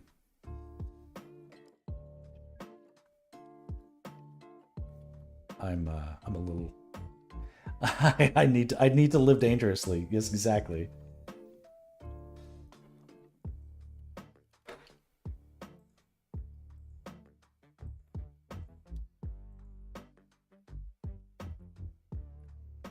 There's very little I'm risking by continuing on.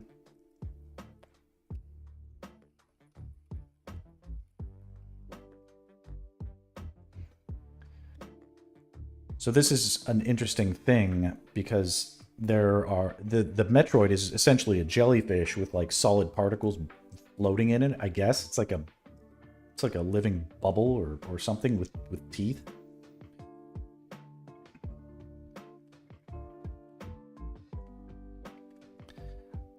So it's not super clear what this is or what it's, you know, I haven't drawn or painted or lit a jellyfish before, and here I am trying to speed run it. So, you know, wish me luck, I guess.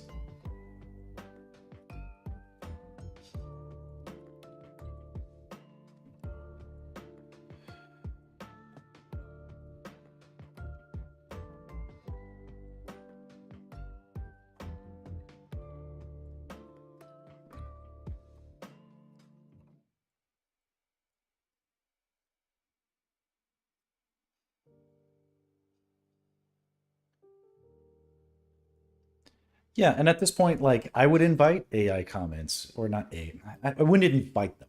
Obviously, that's an insult, but it sort of spurs the question that this whole experiment is sort of meant to be a rebuttal to AI. So if I, you know, and I've had like, oh, AI allegations, but like it's a pretty quick like, well, here's the VOD, so you know, go fuck yourself. They don't persist the way that like, you know, it's a pretty open and shut case when, I guess, when it comes up. And then like people who see that it, you know, it's like, you know, they can sort of, you know, you can zoom in and be like, you know what, AI doesn't really do things that way.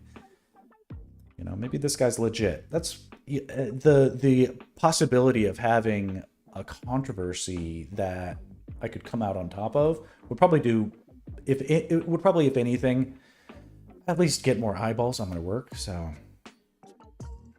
you know, good or bad, I'm gonna try and focus on the upside.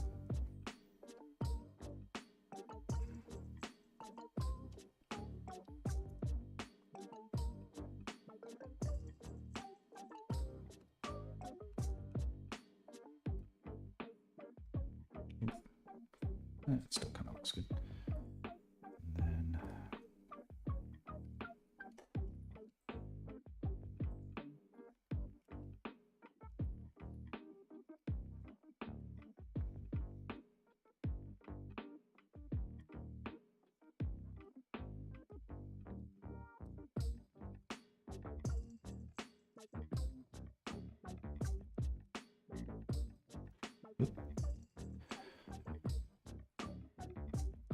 and even on these, here, let me save my work really quickly.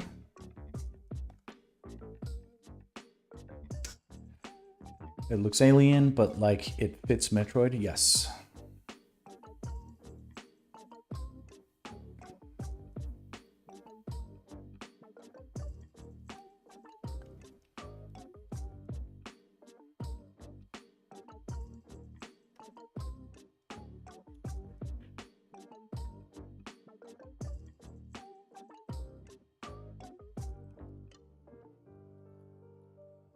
Yeah, right now I'm just too much information, but I'm like fighting my bladder. Speaking of which, everybody drink some water.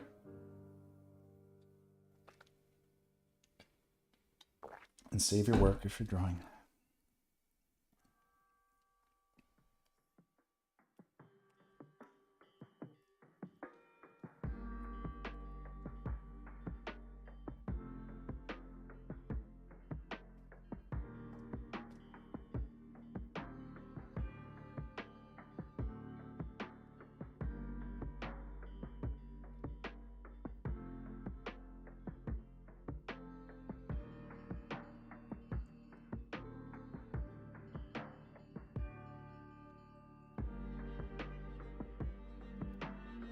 Okay.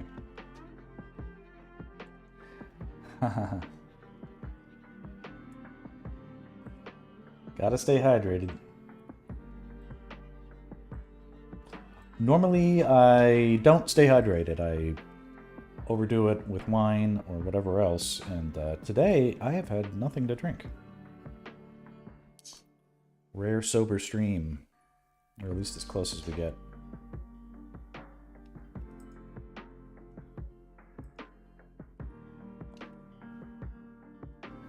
Today, art is my drug.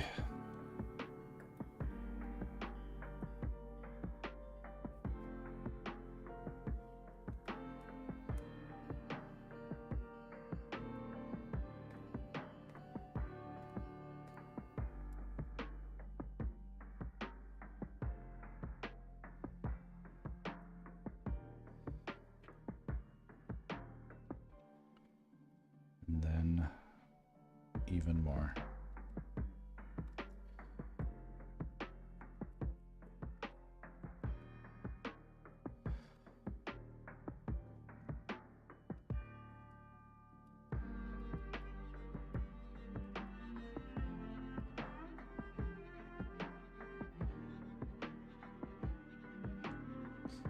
And so you can see now, if I turn this off and then turn it back on, you can see the difference. It looks more integrated into this space, yeah?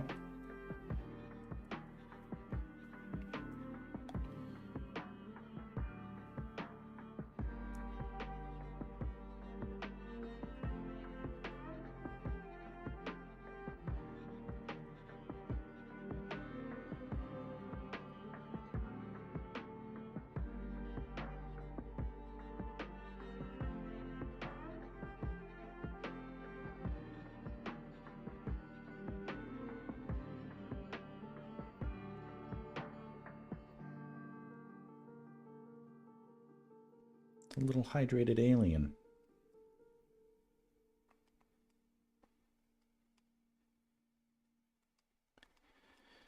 Aliens need hydration too. This is usually a song I like to go out on.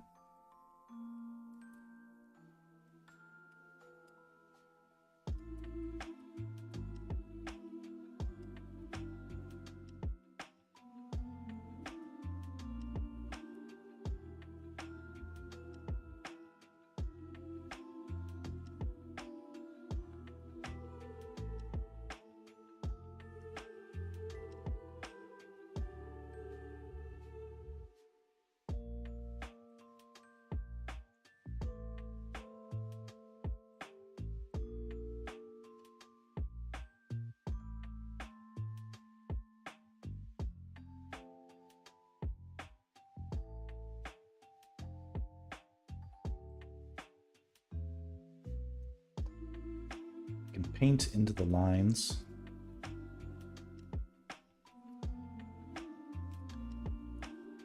And that might help some of these effects.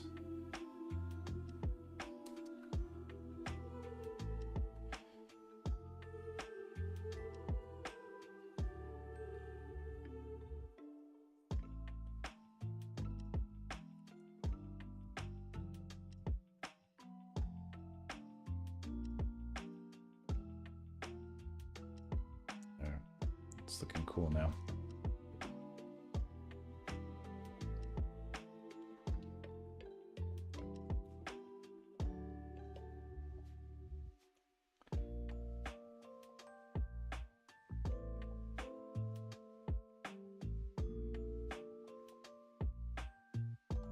Some of this light can catch here.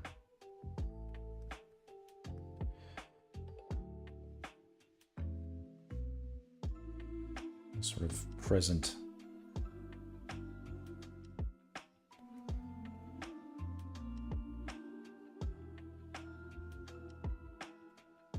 It's looking decent, yeah.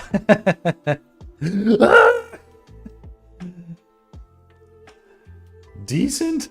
Ah!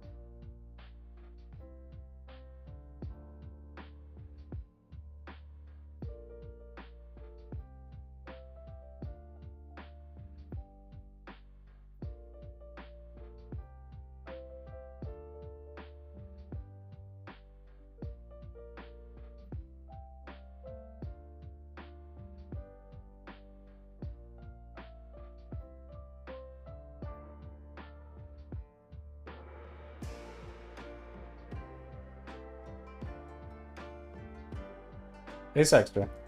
It is a bit of a long stream. As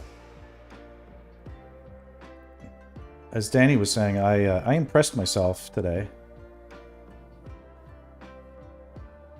For better or for worse.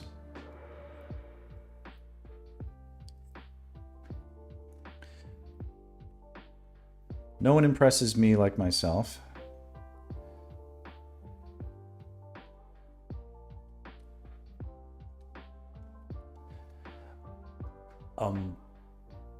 But it sort of came up that came up because I brought it up. But the reality is, it's like I need something to post to Instagram, or else like the momentum and the algorithm just utterly goes away. At least that has been my experience with it. And I think that if I post like a sort of a work in progress, you know, sort of cover this up a little bit, but get my hand in there.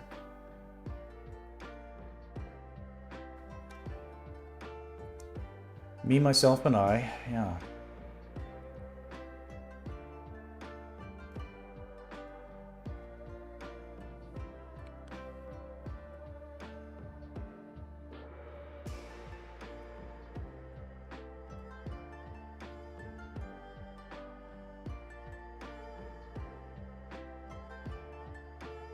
That's way too bright, but...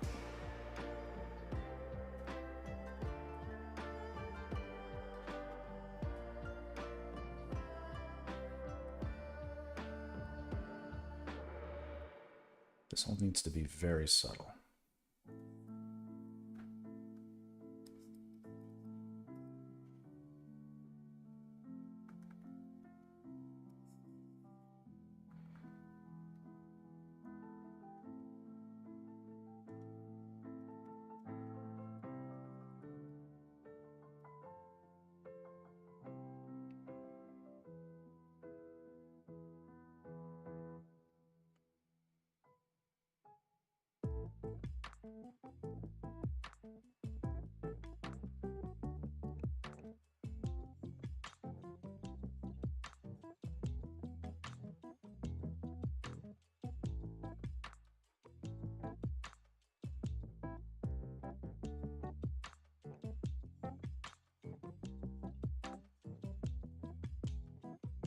Anyway, welcome, Sextra.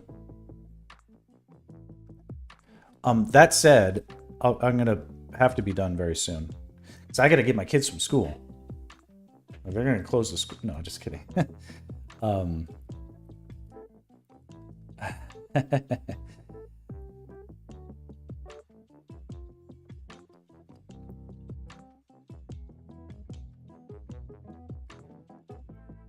No, as discussed at the certain intervals in the stream, my wife and the kids, they're on a field trip to Santa Barbara. They'll be back in a second now. They could be back right now. I don't even know.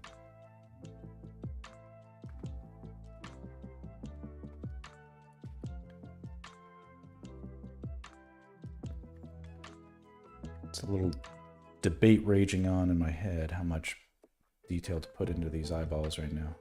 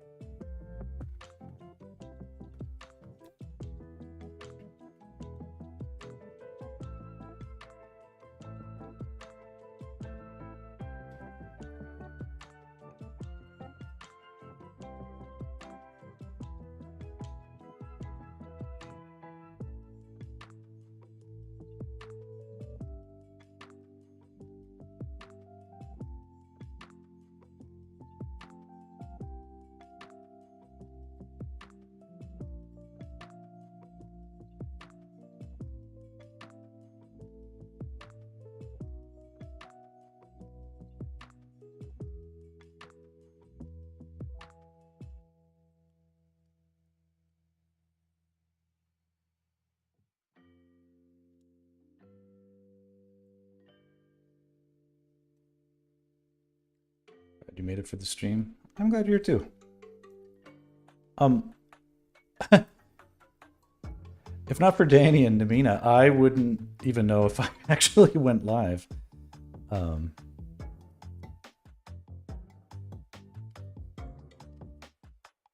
So I very much appreciate.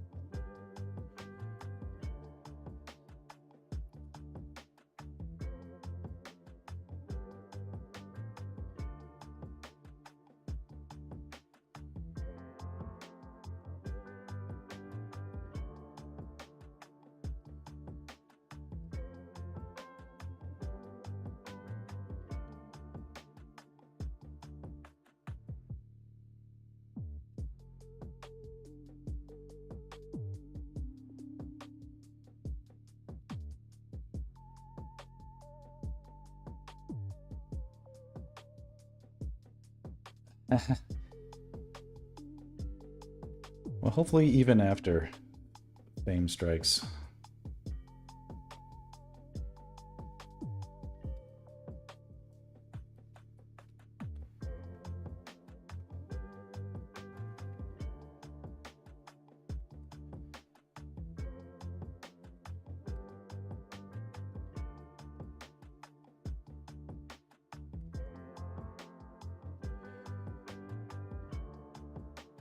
It's subtle, but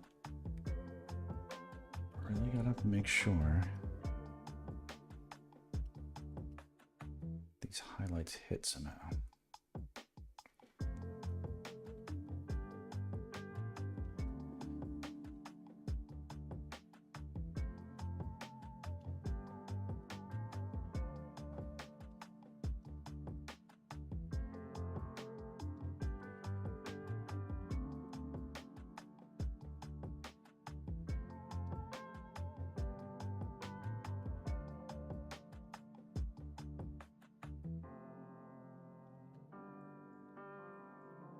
Okay, so Okay, because I want to do a progress kind of pick thing. And we're going to do that via the old, I'm going to do color dodge, overlay. Okay, so first we do overlay, then we do color dodge. So copy, paste. We're going to make that overlay. Look how fucking rad that looks. Right, and then we do it again. Putting this even darker image on top of itself, and we do color dodge.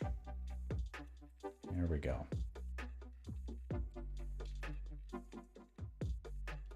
And so compared to earlier,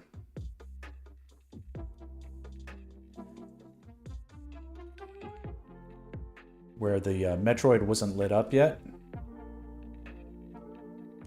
need to put some trap remix music behind this edit. I mean, do you want to make a suggestion?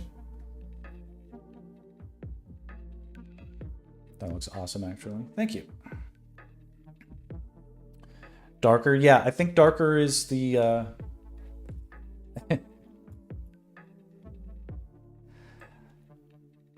you meant for TikTok? Yeah, right now this will go on Instagram, not TikTok per se.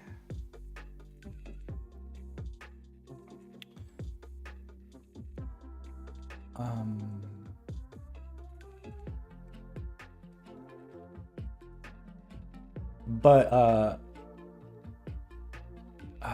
you know, it's a little tricky.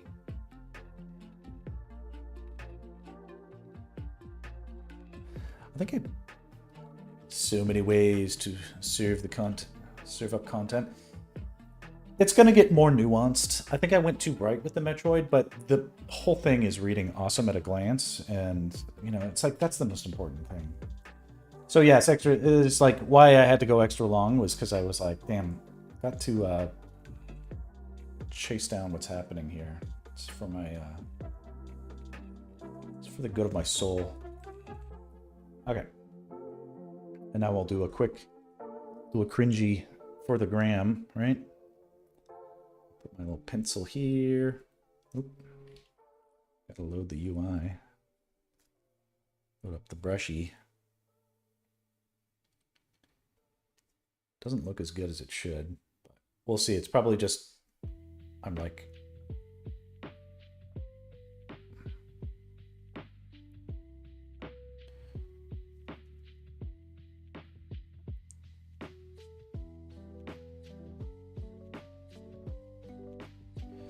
I don't know. It's sort of a spoiler.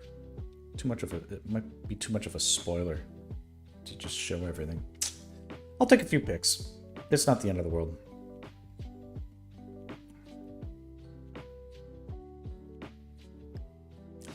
Oh, it's kind of cool to have the...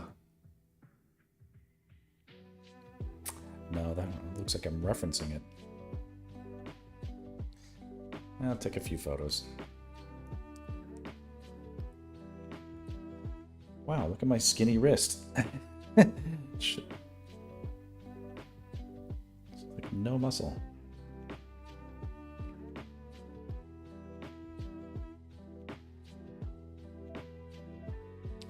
All right.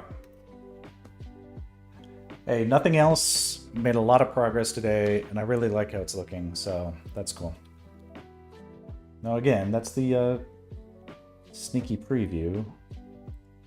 What it actually looks like right now is this, but you know, we know how I do things. I'm going to tweak the shit out of it once it's all fine and done. Yeah. All right. Well, today was a good day to be unemployed, I guess.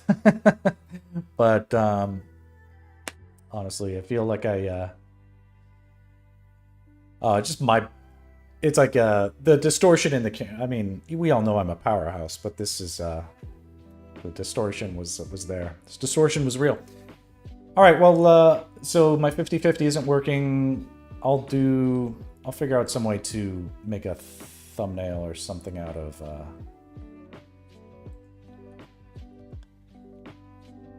I'll figure out a way to make a thumbnail out of this, and that'll be good. Whoa, what does this say?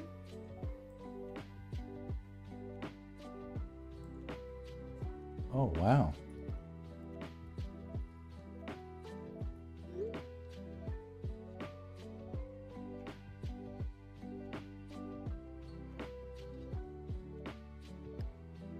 This is awesome. This is the meatiest. Well, it's this one is the meaty one. This one's all limp, but all right. So this is good. I need a mental break and a pee break. Apparently, my wife and kids won't be home for another 2 hours, but you know what? This has to be done for the stream. I can't overdo it. I'll burn myself out, as they say.